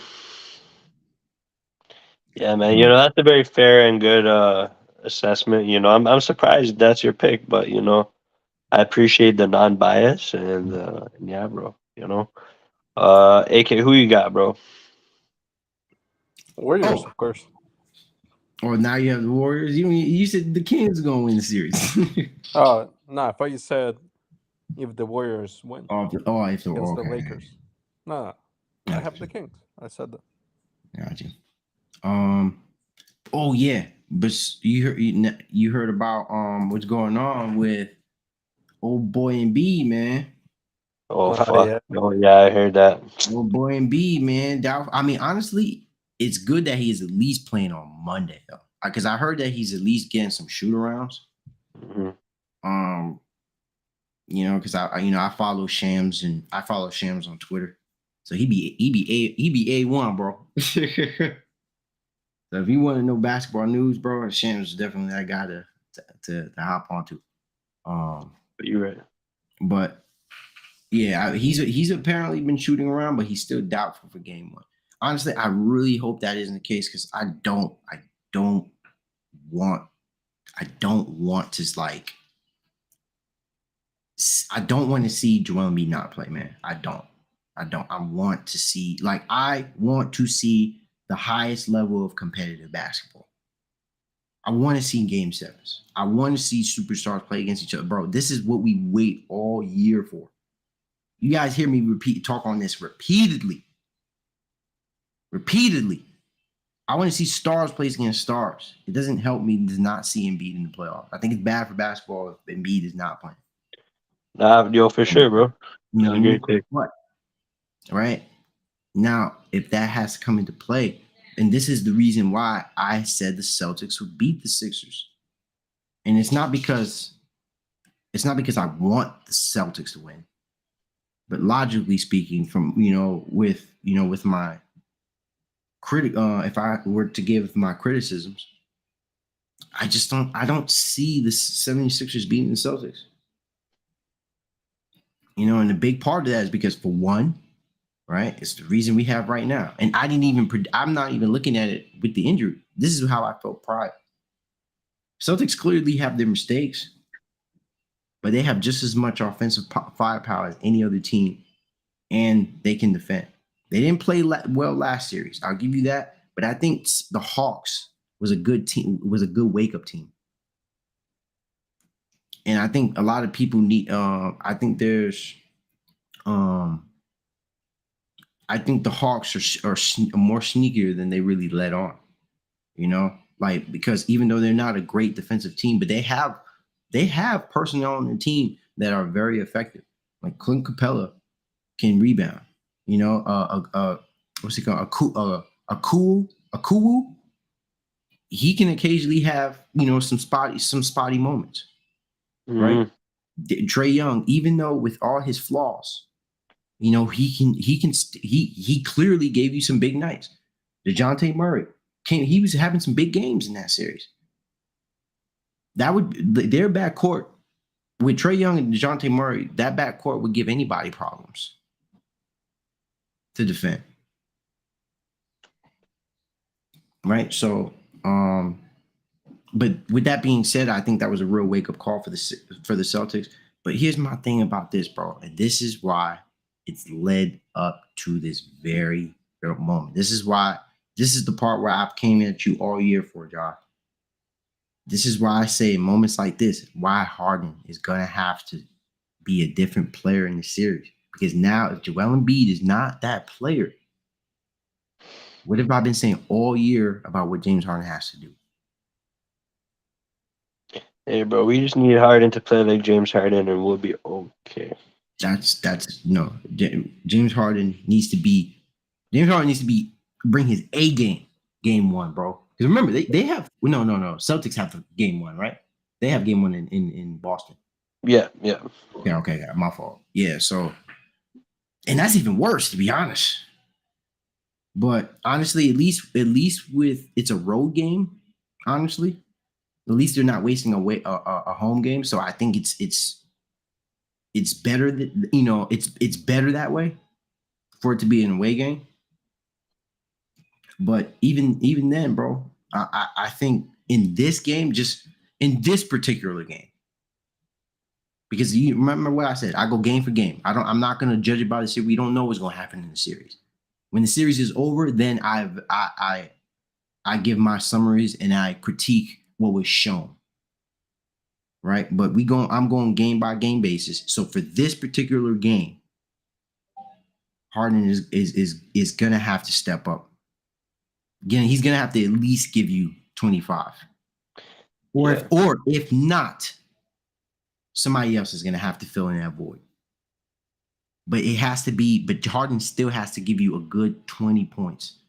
If not, he has to give you a crazy amount of assists and still give you probably like 18, 19, 20 in that game. So let me give you I've spoken for a while. I want to give the floor to you. Or any of you guys that want to speak. Yeah, AK, what you gotta say? Celtics or Sixers? What you think, bro? No, I think the Sixers are in deep shit. I think that Embiid's injury is more smoke than it is fire. I think that it's a tactic used to throw off the what's it called, the Boston Celtics, to throw off their game plan. So who's gonna tune up? Because it's definitely not gonna be Harden. Harden's not gonna have more than 25 points in the first game. It's gonna have to be Maxi, but is Maxi enough against the Celtics? No. Plus on defensive side, like bro, not having them beat will hurt them a lot, and it will hit them hard. And there's nothing that Maxi, Doc, or Harden can do about it. I mean, I like the Sixers team. I think they're going to be just fine. I think Joel Embiid does play game one just because he's just gonna fight through it, and he realizes that him at 60% health is still better than Paul Reed. So yeah, bro. I like the Sixers team. I still have the utmost confidence in them. Yeah, bro. If Trey Young did what he did against the Celtics, I'm very, very confident that James Harden is going to do the exact same thing, if not better. So yeah, bro. I mean, what's the fear? It went to 6 games against the fucking Hawks, and I think the Sixers are a lot better. So yeah, Wait, say that again. You said they went 6 games with the Hawks, but what? they went 6 games against the Hawks, and the Sixers are 10 times better. So if you do the math, I like where I'm at. I mean, it's not always that simple, bro. I mean, the Heat lost to the Hawks. Got blown out by the Hawks. Last I checked. I know. So I mean, we talking about a team that was recently Eastern Conference champions too, by the way. So let's factor that in. And trust me, I don't want to be talking about the Boston Celtics in this way any more than I really have to. It disgusts me, honestly. I hate boasting. Only people I would give props to is Jaylen Brown and Jason Tatum. Other than that, I don't like anything to do with the Celtics. But at the end of the day, man, I'm just looking at it and they're healthy, bro. They're healthy. They're a healthy team. But give or take, I mean, I think Tobias Harris if he can do a decent enough, a good enough job to at least defend Jason Tatum, Maybe PJ Tucker can do something with Jaylen Brown. Maybe there's a chance. So, but trust and believe, man, it's gonna be a tough series. But I don't know about what you said, Josh, and saying that this is all to blow smoke. I don't know, bro. I mean, I don't think that would be something, I don't know if that was something. I mean, I don't know. I would like to believe that he does play game 1. I think he does because I don't think with the mindset of Embiid, I don't think he would want to miss that game 1. But I think if he, we just gotta wait till Monday, and if he plays, then we'll know. Then hey, we'll always have that question. But I don't know if that we'll ever get that story. But if he doesn't play, I think it says a lot more about his status and his injury. Mhm. So if he doesn't play, I think I would say that's it's a concern.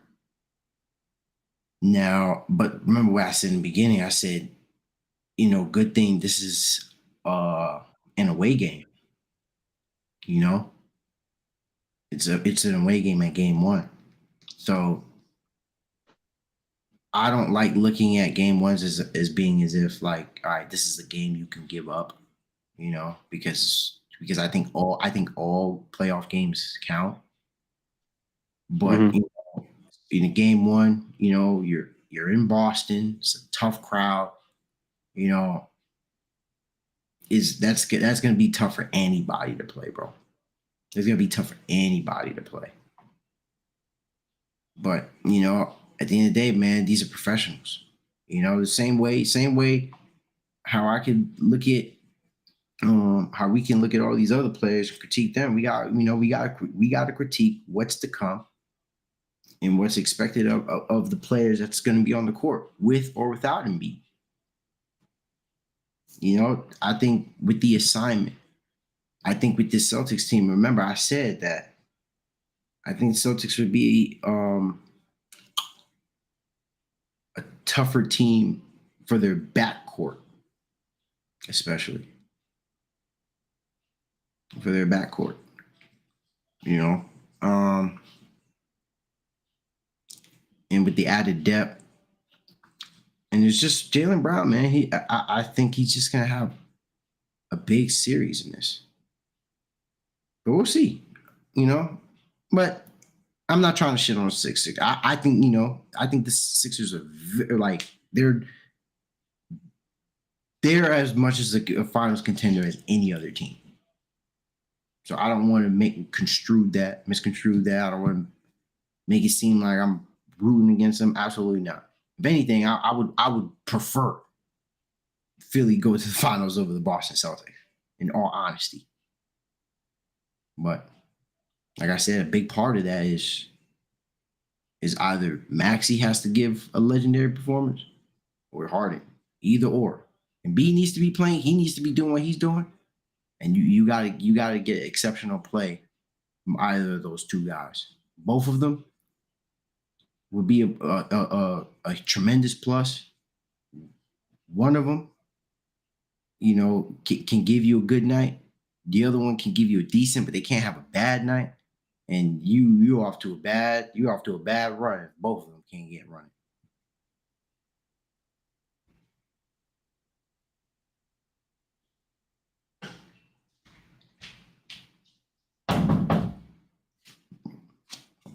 Y'all got more to say? I'm thinking. Mm. Wait, Josh. Yeah, man. Yeah, man. No, I hear what you're saying, bro. I hear what you're saying. Yeah. At the end of the day, what it comes down to, in my opinion, is the duo, bro. The duo. Like people think Jason Tatum and Jaylen Brown's a better duo than Joel Embiid and James Harden. It's not, bro.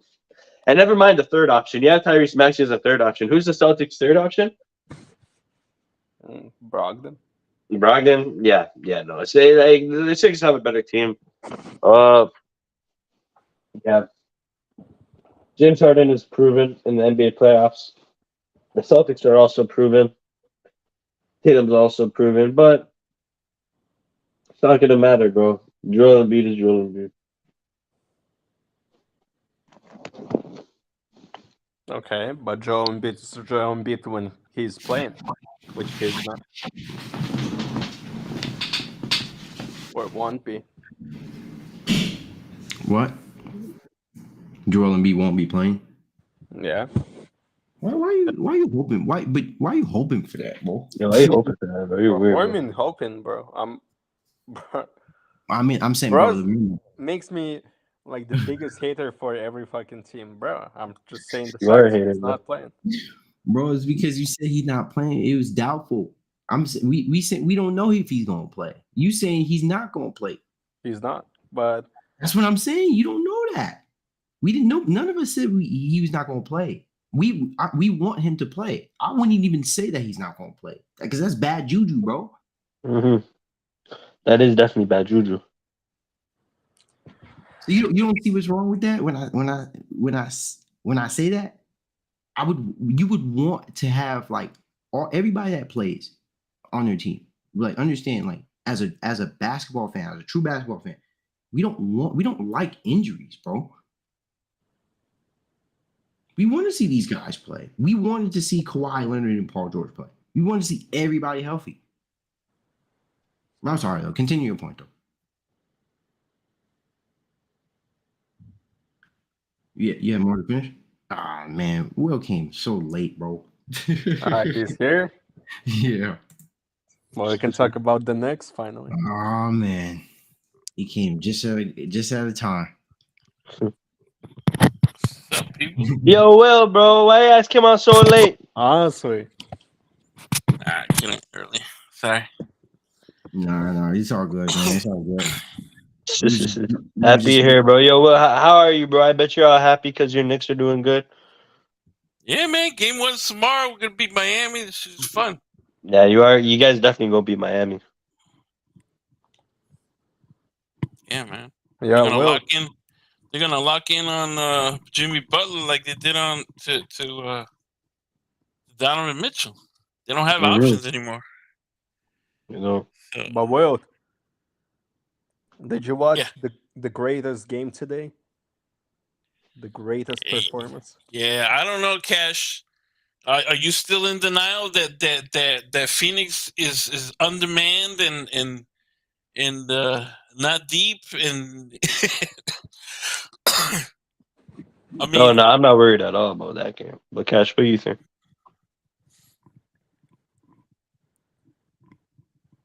they faced the most efficient offense in the entire NBA, man, and it did not look good, man. Did not look good, and it's gonna be like this all series, Yeah. unless Booker and KD play 48 minutes, they ain't gonna get a shot.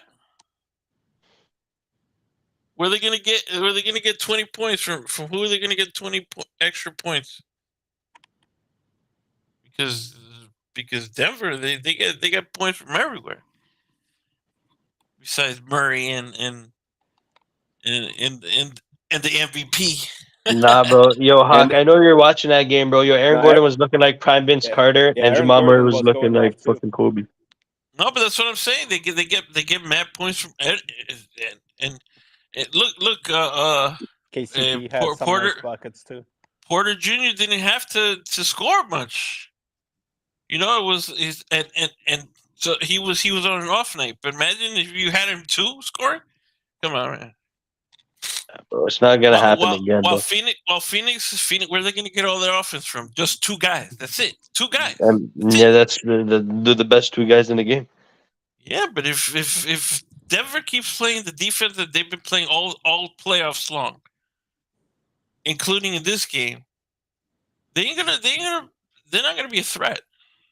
Phoenix is not a threat. They're gonna run out of gas. They're gonna run out of scoring. It's not a good look, man. Yeah. Damn, we was talking about that in the very, very beginning, but to kind of summarize my point from earlier, I kind of diddled on some of the things that you elaborate on. earlier in the season, because I do agree, like, the bench points, they do have to be a lot more productive. But the Nuggets, for one, they shot exceedingly well this night. They got DeAndre Aiden, and the Nuggets. Well, sorry, the Nuggets out rebounded the Suns, particularly in offensive boards. Right, they doubled their offensive boards compared to what the Suns were doing. I think the Suns had like 6 offensive boards, and I think the Nuggets at some point were like 16, 15, 16 offensive boards, by the way. Right, and then factoring in the turnovers, and the Suns were extremely conservative from the three. By the time, I think it was like third quarter, Devin Booker only I don't even by the time it was third quarter, Devin Booker hadn't even attempted a three.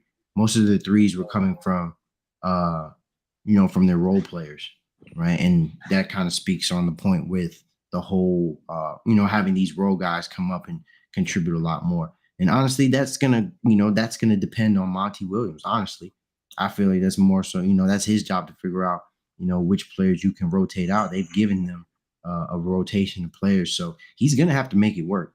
Honestly, if you're Monty Williams, you got to pull out all your cards with this team. You have to pull out all your cards, because I agree with the sentiment to say that, with Devin Booker and Kevin Durant, they're playing a boatload of minutes, right? It can't be sustainable. And I would agree to an extent. I think the productivity is going to decrease in some way, shape, or form. Devin Booker's not going to shoot 60% from the field, and what I think it was like 40, like over 45% from three throughout the playoffs. Right, that's not going to be sustainable. But I mean, I still think he's going to give you relatively good to great, or very great offensive numbers, right? Oh yeah, he is, and so is KD. But the thing is that it makes a difference. I keep harping on this. How stupid these coaches are. Milwaukee did it. Boston does it. And these same Suns do it. They switch unnecessarily all the time, and they create these stupid mismatches on defense. While you see other teams that don't do that. I don't see the Sixers. They don't switch. They play man up. The Knicks play man up. The Cavs play man. The zone defenses. No zone, man. They stick to the man. They double team. You're saying like, because they're switching. You're saying like you're saying you don't like. Yes, I don't like the zone, man. It's so stupid. It creates such bad mismatches, and that's why Murray went off. When you play a bad defensive team, you see one guy go off all the time, and it's always the guy that's a shooter. The zone, especially if you have guys. Look, the six. I keep going to Sixers. The Suns have people that they could play man up. They have Ayton. They have KD. I understand that they don't have depth, so that's why maybe they're trying to do that. So that maybe they could give KD some rest, because you can't keep throwing KD to Gordon, and it's not sustainable. He's gonna get tired. Booker, you can't have Booker all night on what's his name? Murray. He's gonna get tired, because then he's gonna also. But it's, I don't know, man. It's a coaching thing. It really is. Monty has enough bodies though. I was looking at the roster. He doesn't use like a bunch of guys that he could. I understand that it's the playoffs and everybody cuts their rotations. Obviously, you got to. It's a playoffs. You got to cut it down, but he has to expand it. He's one of those teams that has to expand. He has TJ Warren. He has a bunch of guys on his bench that are playoff tested. They're veterans. veterans Like, that legit can do. veterans. You throw bodies out there at Jokic, throw bodies at Murray. Yeah, make them work. Yeah, but no, Give they them, keep give them, they a, keep give them making these assignment. zone. They But I keep playing just, zone. These yeah, guys are gonna fucking score 120 every night. And you can't beat that. You can't beat that. yeah. Another Especially if they're so efficient, man. They every time they got the ball, they score most of it, mainly the whole night. That's how it was. Every time they had the ball, they scored. Fast breaks, no matter what it was, they had the ball, they scored. Very little turnovers, always scoring. You can't beat that. Yeah, exactly. They had what I want to point out is that Suns had terrible control. Like they had double the turnovers of Nuggets, and moreover, uh, like Suns had 4 steals the entire night. Nuggets had 14 steals. Like it just shows. Yeah, Uh, the Nuggets are a better defensive team, first of all, and Aiton is and I told you guys before the playoffs even started. Aiton is a big part of that team. Aiton is a big successful part of that team. If he's successful, they're successful. If he's not, man, they're gonna have trouble. And it's true. Look what happened today. They get out rebound. How you 7-1 and he's 7'1", 7 feet. I don't know. And you can't grab a rebound. Come on, man. No, he's 100% 7 feet, bro. Oh, yeah. Yeah. Like he gets rebounding like that. Come on, man.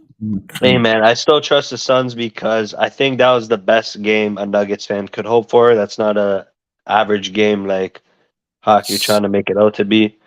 You don't So, watch enough of their games to say that.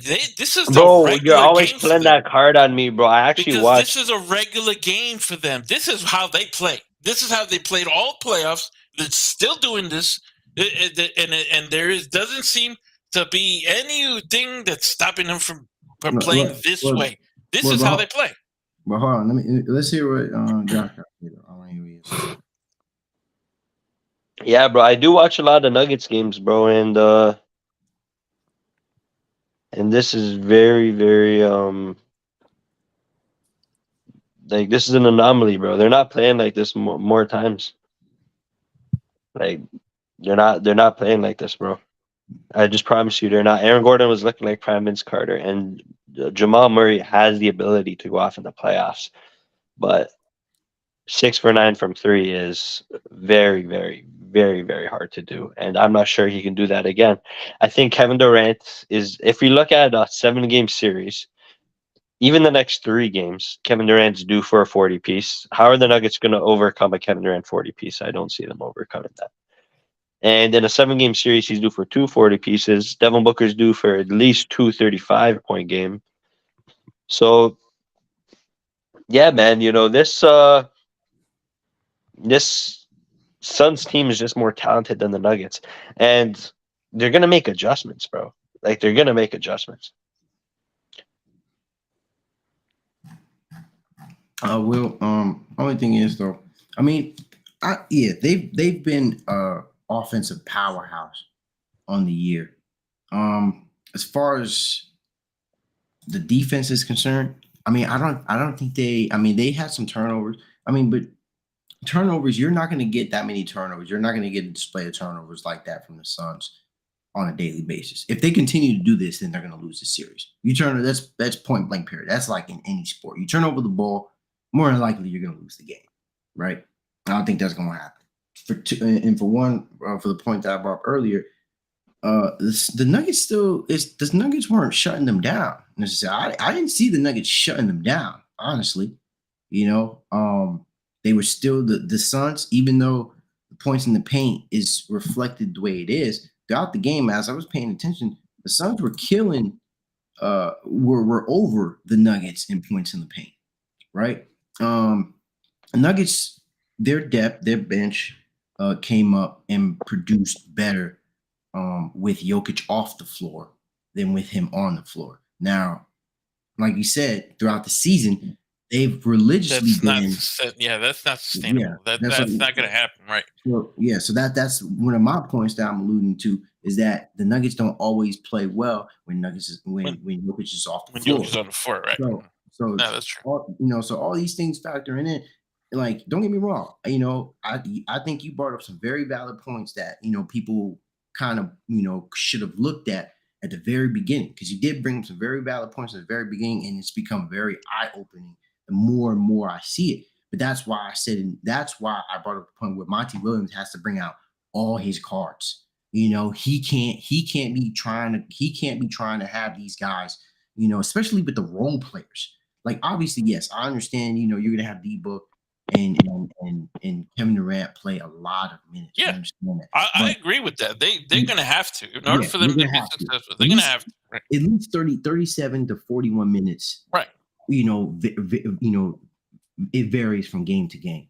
But with Chris Paul, and I agree with your point too. But I've stated that DeAndre Ayton is a huge X factor in any series that he's in any series, because in any third wheel guy is always always my opinion, always the X factor. Because even though you're not the number one scoring option, you have a very important role as it pertains to how the other two guys get going. Right. As it pertains to getting rebounds, rim protecting, right? And just shots, just points. I mean, it opens up for the other two. And see this too, coming out of the third, DeAndre Ayton they were trying to go more aggressive against Jokic. I don't know if you guys were paying attention. Yeah, they were trying to feed DeAndre Ayton very quick. Yeah, in that series. That's why Mike Malone called the timeout very early in the third quarter. He did it within the first minute. Yeah, first minute he called timeout once he realized. So Monty Williams he's gonna have to step up big time. If they lose this series, it's gonna be because of him. Why they lose this series? It's gonna be because of him. Yeah, I agree with you. That I agree with you, because he has pieces in his bench that he could use to throw at Jokic. He has pieces in his bench that he could use to throw at Murray. He does. Or even counteract some of the personnel. Like, you can't tell me, like, I understand these guys are young, like Michael Porter, Aaron Gordon, right? They're gonna, even KCP, but KCP is not gonna always give you a great 3-point shooting night. No, but Josh was saying through this too. Yeah, this guy, and Gordon was looking like, I don't know, he was looking like fucking LeBron James. I don't know who you want to compare him to, but that's not sustainable all series either. Hell no. But that's the thing about the Nuggets. Gordon doesn't play good, and then you're gonna see the other guy play good. The one who played bad today. What's his name? Porter Jr. That's the Nuggets, man. You don't understand. I don't think Porter Jr. played bad. He just didn't get shots. Yeah, he shot like 4 for 9 or some shit. Right, but that's the thing. When you see a decline in Gordon, you're gonna see an increase in Porter Jr. You see an increase in Gordon, you're gonna see a decline in Porter Jr. That's how the Nuggets play. But you're not gonna see any decline in Jokic. You're not gonna see any decline in Murray. And those are the guys that you gotta. The way I see it, bro, is that the Nuggets will win. One of them. You got to get one of them. I think the way I see it is that the Nuggets will win, bro, is if Jamal Murray plays better than Devin Booker. But I don't see that being sustainable. I don't think that Jamal Murray is going to keep playing better than Devin Booker. You know what I mean? The Nuggets will go as far as Jamal Murray takes them. And Devin Booker is just better than Jamal Murray. So if you do the math, I think that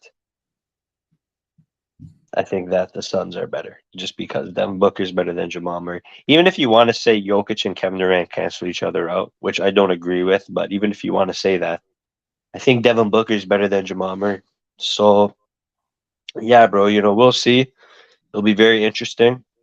But at the end of the day, this game does not make me worry at all, bro. If Jamal Murray struggles, I don't care who rises up. Will, it's not gonna matter, bro. Like, how can you watch this game, see Jamal Murray shoot 6 for 9 from 3, and think that other guys can rise up and fill that gap? If Jamal Murray struggles, the Nuggets will lose every time. There's not a world where if the Nuggets struggle, the Nuggets will win the game. That's all I got. The thing is that when I saw Bless Bless you. you. When I saw Thank you. the game that I saw today is the game I was expecting to see today. I expected the Nuggets to be as efficient as they looked. I was expecting Murray to go off, especially if they're going to do that switching bullshit that they do. I was expecting KD to have a regular game. I expecting Booker to have a regular game because everybody keeps underrating the Nuggets defense. Like they have none. I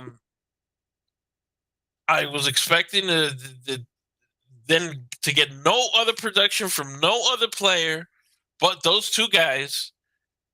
The game that I saw is the game I expect for the entire series. This is the game this game is this is what I expect the whole series. Maybe one You game think or this is the two. average?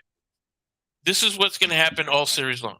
This is what I expect. When before the game started, I was this is what I envisioned. Like this is what's going to happen, and it happened. What I thought was going to happen, it happened.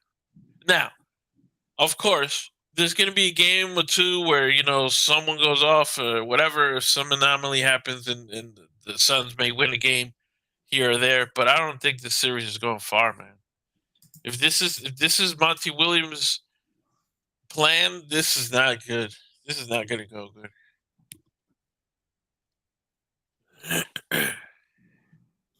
You're a hater, bro. Not a hater, man. I'm just telling you what it is. Right, bro, you're not taking into account that Kevin Durant's going to go for 40 for at least 2 games. He could go You're not for 40. overcoming that. He could go for 40. Okay. And But it so is doesn't matter. Murray. So is Jokic. Jokic does have a 40-piece triple-double. Yeah, who the Jokic hell's does gonna not have stop a Jokic? 40-point game on the So way. here's another thing about Boston and Philly. I'm gonna have to change my vote. I'm gonna have to change it because I'm totally certain that the Sixers are gonna sweep the Celtics Without Embiid. with Embiid. But if they don't have Embiid, I don't know, man. This is not gonna look good. I think I'm gonna have to change my vote. I mean, but let's keep it let's keep it serious. If Embiid doesn't play in that series, they're losing the series. They're losing I the don't know about series, that. obviously. Yeah, Bro, that's come what on. I'm saying. I don't know about all that. Gosh, come on now. Really, bro. Really, bro. Really look at this in a logical perspective, bro. If they don't have Embiid, they're not beating the Sixers. But that's what I'm saying. Like, if they don't have Embiid, I'm gonna have to change my vote. I can't say the Sixers. Josh, you cannot look at the Celtics team in that way to say that you can't disrespect them that much to say that they can the 76ers can beat the Celtics. It's not disrespecting them, bro. The Sixers without Embiid will be a completely different team. They'll just be a James Harden show, and that we've seen James Harden shows work in the playoffs. We've seen James Harden shows beat teams in the playoffs. No, it hasn't. Yes, it has, bro. No, it hasn't, bro. Yes, it has, bro. I'm a quote Kobe Bryant here, right? This is, and I know this is probably not relevant to the offensive scheme that the Sixers are running now, but because of your statement is the reason why I'm bringing this quote up. Even Kobe Bryant said with the way James Harden played prior on the Rockets, right, with his ISO, it's not a formula. It wasn't a formula for success, and it never gave the results of success because he didn't win that way. I don't remember Kobe ever saying that. He did, bro. He did say that, man. He did say that. Bro, I'm have to see his kid, bro. Bro, Kobe likes ISO just as much as Harden does. I don't. That's kind of hypocritical, no. bro. It wasn't. Nah, bro. It wasn't the same It was thing. a triangle offense. It was a He triangle worked offense. in the triangle offense. It was not an ISO. Just give the ball to this guy and let him do what he wants, type of thing. Yeah, I mean, Kobe definitely did what he wanted to when he wanted to, but for the most part, it was a triangle offense, bro. Is that the Mike D'Antoni 3-second offense, 5-second offense? I think it's a 5-second offense. And let's not get this. That's never been sustainable in any of the teams that he's ever coached. I mean, that's a fact. And let's not get this misunderstood, bro. James Harden wishes he was the type of playoff player that Kobe Bryant was. Oh yeah, so what is this? Well, what is this segment of the podcast? Just getting shots at James Harden, bro? Like, come on No, now, like, what are we no, talking about? Even it's if not. Jay and Embiid's gonna play nonetheless, bro. Even if Embiid's 70%, if Embiid's 60%, he's still gonna suit up and play, bro. Like, Oh, come on now. right now they're saying he's doubtful. So doubtful usually means he's not playing.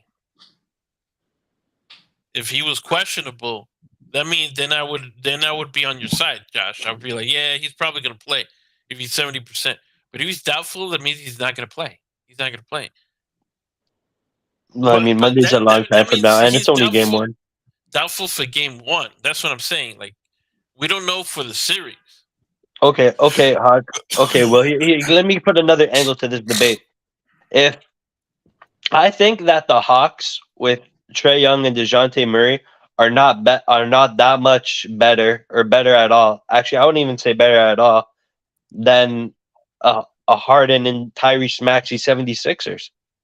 I mean, so if the Hawks can bring the Celtics to 6 games, are you telling me that the Sixers without a Joel Embiid can't win a game? I think that Tyrese Maxey and James Harden are a much better duo than. It's a better duo than yes. I agree Yeah. with you. I have to agree with you because it's true. Thank you. But it's not enough. But it's not enough to win. But this is why I struggle with this series.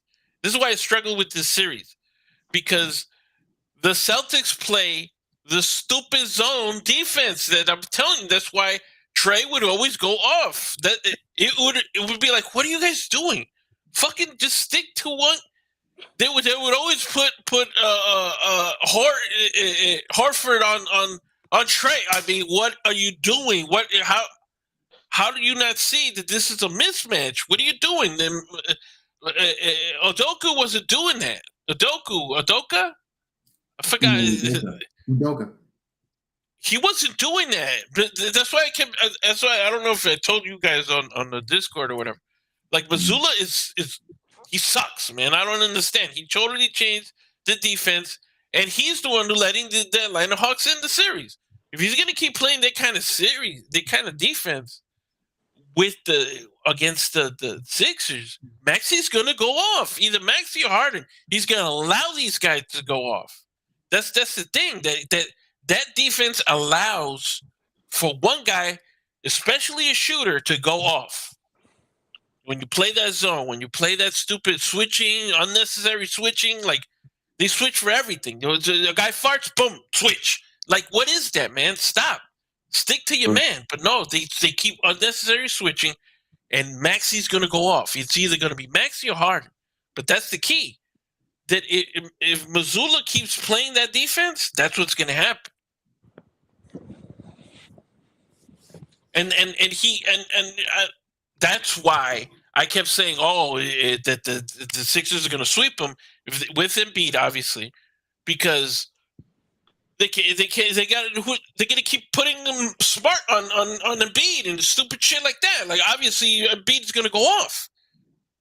But if they don't have Embiid, I still have to. I'm not going to say that they're going to sweep them, but I kind of have to still be on the side of the Sixers that they might win the series. So Mazzulla's going to seem like Doc Rivers is a great coach. Right, that's what I said too in the Discord. He's going to make Doc Rivers look like a fucking genius. Jeez. He's going to make him look like a fucking genius because he's going to keep playing that defense that he plays, and that's not playoff defense. That's not good playoff defense. You're going to see the Knicks. Watch the Knicks and Miami Heat tomorrow. You're not going to see a lot of switching. You're going to see always, and this is from both sides. You're going to see a lot of man-to-man. You're going to see a lot of double teaming as soon as they cross the half court. This is the type of defense that stops other people. Exactly, bro. I agree. And RJ Barrett's going to take a lot of pride in guarding Jimmy Butler too, and I think he's going to do a good job on him. Man, all right. It's not going to be. It's not going to be Barrett. It's already we're hearing a lot around here It's gonna be Hart. It's gonna be Grimes. They're gonna put a lot of bodies on him. It's gonna be RJ. You know, they're gonna be putting a lot of bodies on him. He's gonna get a lot of double teaming, which the Milwaukee didn't do. Milwaukee just let him be. What kind of that he got outcoached. The Bullholzer got outcoached.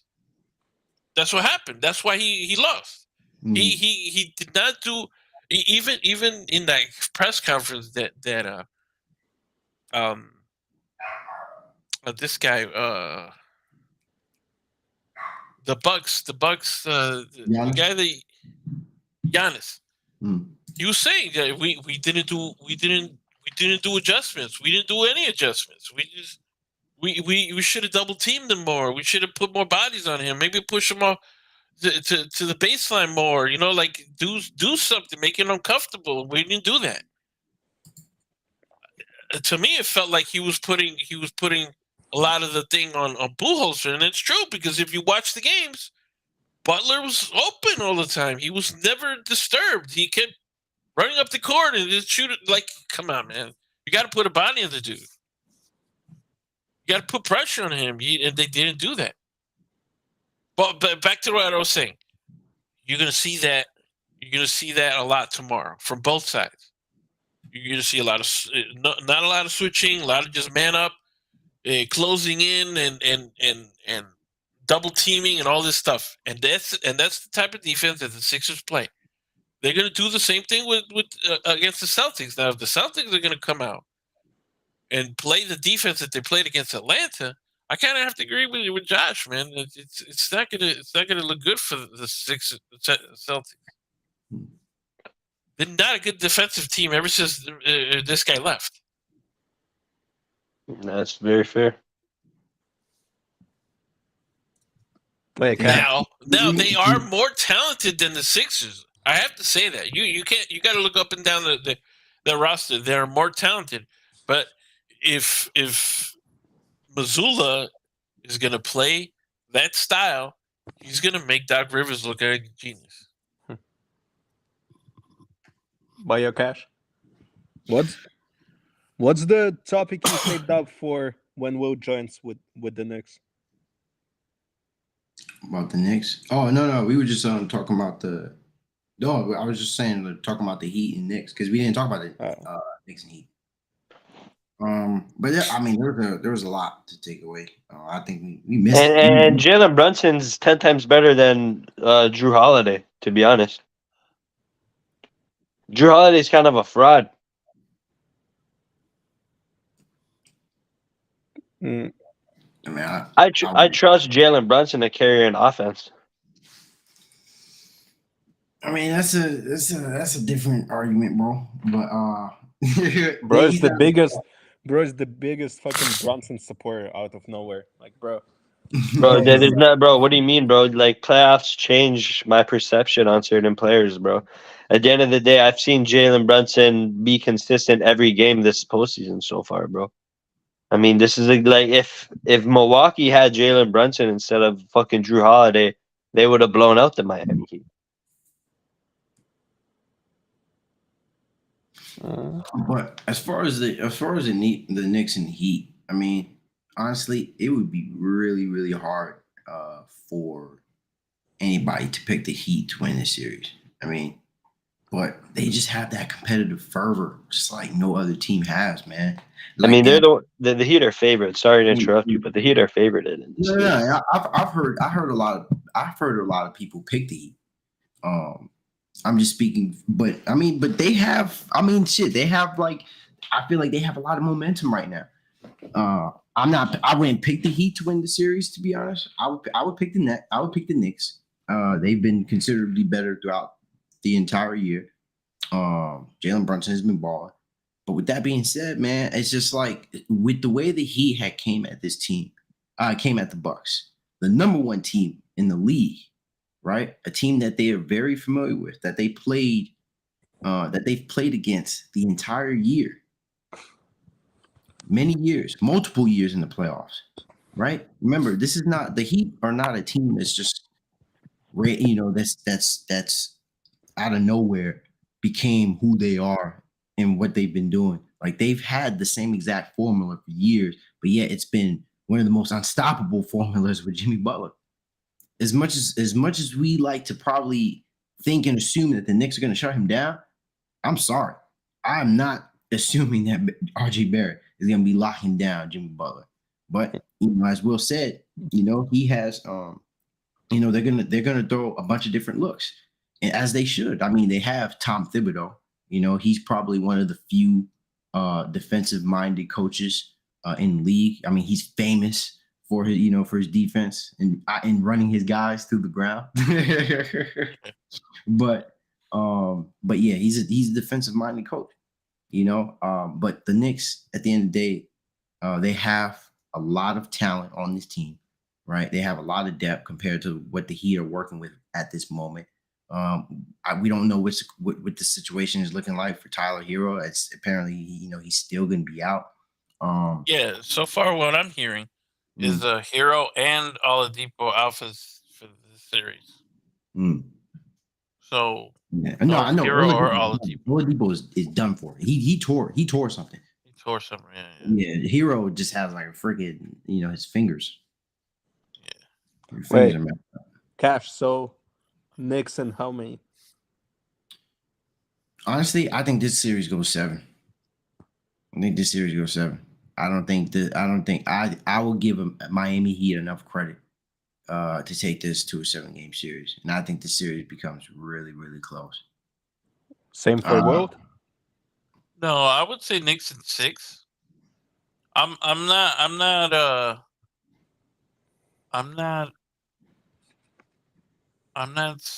going to dispute that Jimmy Butler won't go off because, but the thing is that Thibodeau, it's gonna be a chess match between these two coaches. That's what, at the end of the day, that's what's gonna happen. Yeah, Spoelstra and Thibodeau come from the same umbrella of Pat Riley. It's like it's all like a whole.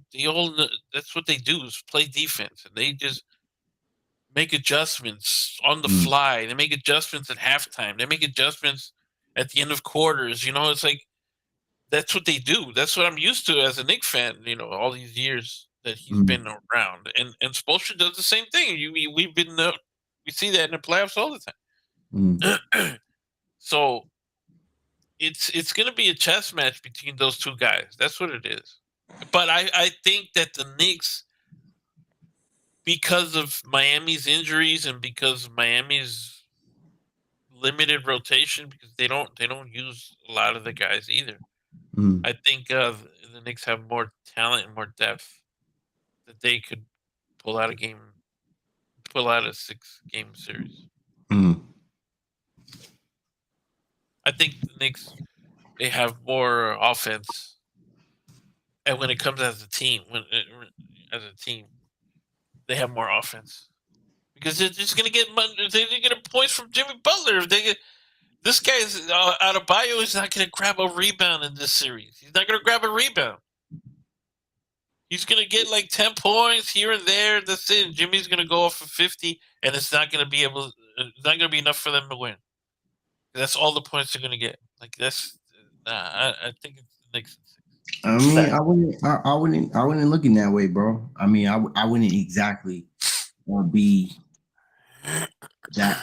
I wouldn't maintain that stance on a consistent night because, like I said, I mean, but that's what I'm saying. Knicks in 6, because I'm not saying they're gonna sweep them or anything, or Knicks in 5. I get what you're saying. But it's gonna be tough. It's gonna be tough from beginning to end.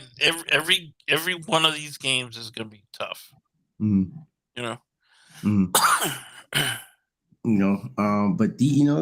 the Heat in that first series, I mean, they've shot better from 3. They've been a better field goal shooting team. They've been they're a very good field goal shooting team. Yeah. I mean, free throw shooting team. Free throw shooting team. I mean, that's something in their blood. I think that's already been embedded. So that's going to be tough to beat down the stretch. Just that alone. But I'm speaking from how these players have actually been performing, as recently. You know what I'm saying? Like Gabe Vincent is averaging, as their point guard, he's averaging more than five assists a game, in against the Bucks. I'm not trying to throw out like crazy numbers, but hold on. I'm not trying to throw out like crazy numbers here. You know what I mean? But obviously, you got Bam that's averaging 17. Bam, I'll agree that, his rebound, he's definitely going to struggle on the rebounding aspect. So that's the reason why I would lean towards the Knicks in this series, because if you win the rebound battle, more than likely the team that wins the rebound battle usually wins the series or the game, depending on how you look at it. Right? But yeah, they are stretched thin. But yeah, shit, man. They're just gonna have to. I've seen players that we didn't just come up out of nowhere and just start draining threes, just start making buckets. Khalid Martin, Gabe Vincent out of nowhere would have a good night. So you'll even have Kevin Love drop some threes here and there. They even had one night Duncan Robinson come off the bench, and he's giving you 9 points off the bench. Well, he's forced to. That's the thing. He's forced to play Duncan Robinson now that Hero's out and Oladipo's out. He has to play the guy. Yeah. And he's starting to drain some buckets. That was nice to see. Yeah. Because he struggled all year. Yeah, he did. And they paid him more, and they paid him that money too. Yeah. He struggled all year, but this series he was like lights out, man. Yeah. You see what I'm saying? So he's averaging damn near 10. So we don't know what type of night we really gonna see.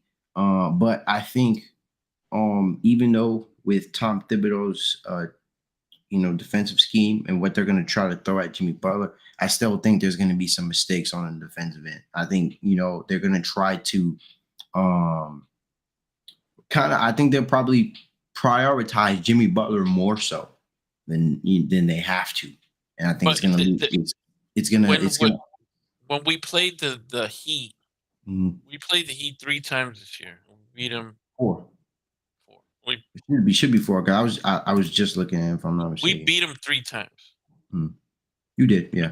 Y'all beat them for much of the year. And in all those games that we beat them, we didn't prioritize Jimmy Butler. We let him go off. Jimmy Butler scored mad points on the Knicks, but it was by design, because the post game interviews and all this shit. That's I watched the Knicks, man. That's my team, and it was by design. They let Jimmy go off and they locked down the rest of the team, and that's what happened. That's why we beat them. Lock down the whole team. Let Jimmy go off. Who cares? As long as he's the only one scoring, no one else is scoring, we're winning this game. And that's what happened 3 times. So I don't know if that's the strategy that this kid's going to go in, because it's the playoffs. It's kind of different. Yeah, man. But it worked. It worked 3 times. I understand that, and I'm looking at the scores right now. They were 3-1, but all of those games. All of those games were within were within 10 points. Yeah. So give or take, and that includes even that shot that Julius Randle had in the playoff. I mean, in the regular season too, that buzzer beater, or that clutch shot that he had. So I'll give you that credit, because I do agree with what you're saying. I'm just trying to basically build the speculation of what the Heat could provide as opposed to what they've given in the season. Because I firmly believe, there's, with the Heat, especially with the way Jimmy Butler is playing, man, like the way he's playing, like the way he plays in the playoffs, like he plays extraordinary basketball in the playoffs. Like when Draymond Green said it best when he said there's 82 game players and then there's 16 game players. Jimmy Butler is the embodiment of a 16 game player, bro. Yeah. You feel me? So that's different when you guard a guy and he can average, and he's averaging 22 on the season. He's the interest, the level of interest in these games is not the same as championship games or a playoff game. You know, because if these games are tight, the Heat are they're definitely going to be their competitive their competitiveness is going to be completely different than how they've played in those regular season games. And I'm not even speaking to the stars. I'm speaking to more so the role players. Because they're the ones, because that's what it really comes down to. You know, your stars are going to be stars, but your role players have to fill in those roles in order for you to get over that hump. But I see the Knicks having a very good supporting cast, which is why I would reasonably side with the Knicks in this situation. Yeah, but it's definitely. I feel like we do have a better supporting cast, even like the bench. I just want to see even the starters. Even in the starters, we get better starters. It's like I just want to see RJ Barrett come up crazy from here on out, man. Because I always have this conversation with Ty on the phone, but I keep telling him, man, RJ Barrett from here on out, he has to be a different player moving forward. But not on a sense where he has to like be doing what superstars are doing, like, you know, like putting up 30 plus. You gotta give me 20 and that's it. I'm good with 20. 20 two-way player. Mm-hmm. That's what we need. 20 plus two-way player. Yeah, that's what I need from him. 20 points and he's playing good defense. I'm good. Because you're gonna get like 30 from Brunson. You get 20 from Randall, you're good. And you get 20 rebounds from Rich Robinson, man. Yeah, but you ain't guaranteed with that 20 from Randall. Not every night, especially not against the Heat. You know the Heat will be one of those teams that can get his number. Yeah. Like we've watched enough Julius Randle to know he have some off nights. He's like Anthony Davis in that aspect. No, but he knows what he's doing wrong. That's the thing. Yeah. I don't know what's wrong with AD. I don't. Because he's doing good one game and then another game he's not doing good. Randall knows what he's doing wrong. He's taking too many shots when he's taking, and you can see the adjustment in game. If he's taking shots and he's draining them, he's gonna keep taking shots. But if he misses like 3 shots, you start seeing him bully because he's mass strong. He's so wide and such a big dude. He starts playing bully ball. He goes, he takes it to the hole. He doesn't nonstop, so he changes his game. Then he starts hitting a few shots in the paint. It opens up for him. The game opens up for him. I mean, that's what we've seen this year, at least. Last year, he just wouldn't quit shooting. He just kept shooting. This year, at least, you know, he missed his first 3. You start seeing him go into the hole, and he scores. So it's you don't see a lot of bad games out of him this year because he keeps adjusting to what is going on. You know. Mm-hmm. RJ Barrett is like he just got to keep being aggressive because when he stops being aggressive, that's when his game. Yeah, I definitely want to see him finish more at the rim. Yeah, I definitely want to see. RJ's a sort of player like his offensive game is like almost. He's a finisher. I think he's an at the rim finisher. Hey, RJ's been the second best player in the series versus the Cavs. No, yeah. I agree. Yeah, definitely. No, I see what they're doing. We don't win that series without RJ Barrett doing what he did. He was giving us 20 a night. Yeah. But I've been saying RJ Barrett has to step up, man. Bro, Randall is the one that needs to step up. I mean, Randall. I mean, of course. I mean, this series, yeah, we know that. Randall of course, Randall has to step up. But the thing about it is just like we like I said, we know Randall's gonna have some bad games, and it's because they're gonna try to prevent him from having those sort of games. So that's gonna leave room for RJ Barrett to come in and fill in that void, to space the floor, give Randall some breathing room, so it gives it gives the defense something else to worry about. And it makes it easier offensively for Jalen Brunson and Julius Randle when RJ can give you good offensive productivity. Yeah. So Nah, but I say Knicks in 6. Knicks in 6. Going to Eastern Conference Finals against the 76ers. Hey, next series, man. Yeah. Lakers in 3. Lakers in 3. What? Lakers in 3, man. We going to the conference championships, bro. Nah, not yet. I gotta see what the series is looking like with the Warriors or Kings. Yeah, so. not yet. Maybe Okay, time out. maybe in like 10 this years. This is easy to pick, though. What are you talking about? This is easy to pick. If the Lakers are going against the Warriors, Lakers in 6. If the Lakers are going against the Kings in 6. They ain't beating the Kings, dog. I disagree with you on that one, bro. No. They ain't beating the Kings, dog. They're beating the Warriors, but they ain't beating the Kings. And we talked about this on the platform before you got here. But I think most of us said, or I think AK was probably the one that had a different opinion. But I think if they go against the Kings, they have a better time with the Kings than they do against the Warriors, in all honesty. I mean, because for one, I think AD would love, right, to have Sabonis after Jaren Jackson Jr., right? Sabonis is a better player than. What do you mean? Like who in the Warriors is going to stop AD?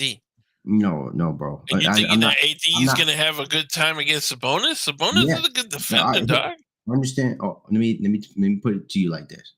It's not the fact that I'm saying that Sabonis is not a better player than Jaren Jackson Jr. It's the fact that, for one, Jaren Jackson Jr. was Defensive Player of the Year. You know, throughout that series, right? With what the Lakers were doing in the interior, the Grizzlies still made them work at the rim. You know, they weren't getting the easiest.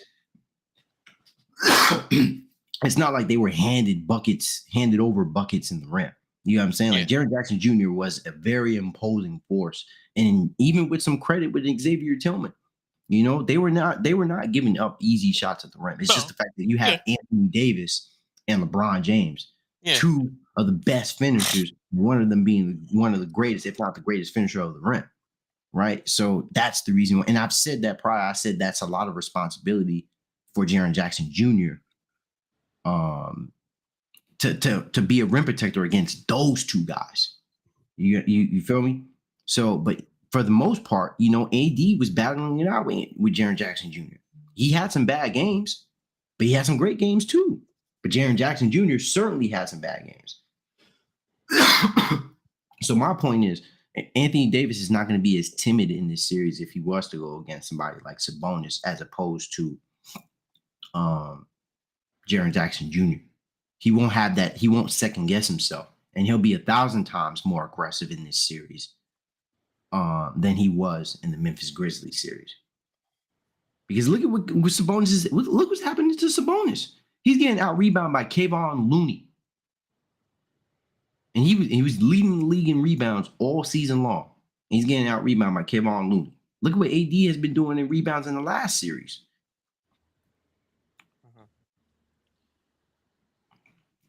So I mean, do you think the Lakers beat both the Warriors or the?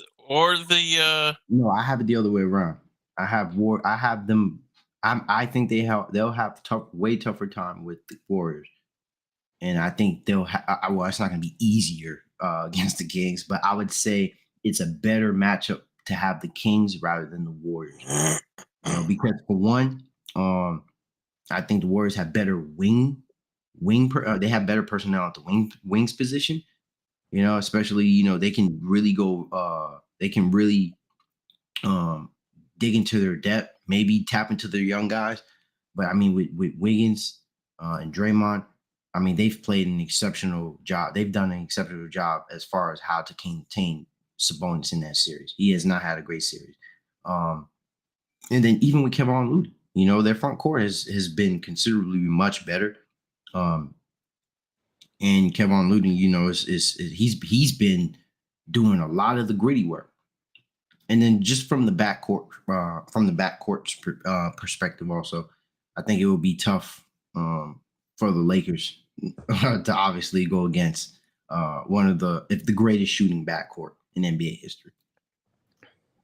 So Steph Curry is still going to be playing.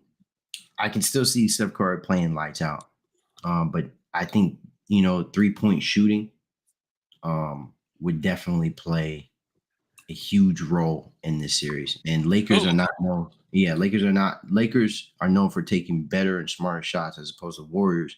You know, they can rain it all day. Who wins tomorrow? Warriors and Kings? Yeah. I got Warriors to win tomorrow. Got Warriors. Yeah, I kind of feel like the Warriors might pull it off too. Yeah, honestly, it's hard. It's tough. It's tough. It really is. It's a tough game to pick. AK picked Kings though. He's the only one that picked Kings. You think Kings? AK? I got Kings, of course. Bro. Kings and 7 home court advantage. Hey man. They're gonna light that beam up, you know. Hey bro. hey bro. I'm not saying you wrong. But remember, in order for you to become a champion, you have to win. You have to win on the road. Right. Well, I mean, all right. In order for you to become a champion, you got to win on the road, and Warriors can do that. So now, are they going to win? I mean, we don't know, but yeah. We'll show see. Hey, so what time? What's it? Because I know the game's one is at 10, another's at 12. What time are you? What time are you guys want to stream tomorrow? I'd rather get a time. 1 to 10. Oh, because you're in the West. Oh, my bad, my bad. I'm like, wait, what? Yeah, my bad. You're in the West. My bad, my bad. Wait, what's tomorrow? We got the. You got Knicks games at 10 a.m. and then Warriors and Kings. Warriors Kings is after that, right? Yeah. Is that it's at that's 2 o'clock or 3 o'clock for you? It's 3:30. 3:30. Yeah. 30. So you want to watch it after or during, like a play-by-play? During that. Yeah, I mean, I could do during. Like start at like halftime of the game. Yeah. Yeah, I would say like halftime. Yeah. Halftime? Yeah. Okay. All right. So, all right. Yeah. So we'll just look out for that in Discord, and I'll start. So tomorrow I'll start at halftime. Warriors and Kings. Okay. All right. All right then. All right, then, y'all. I'll probably set it up tomorrow morning, so I don't have to like send it. So you guys will already have it in the Discord. All right, cool. All right. So, end this off. Thank you guys for tuning in once again. Like and subscribe.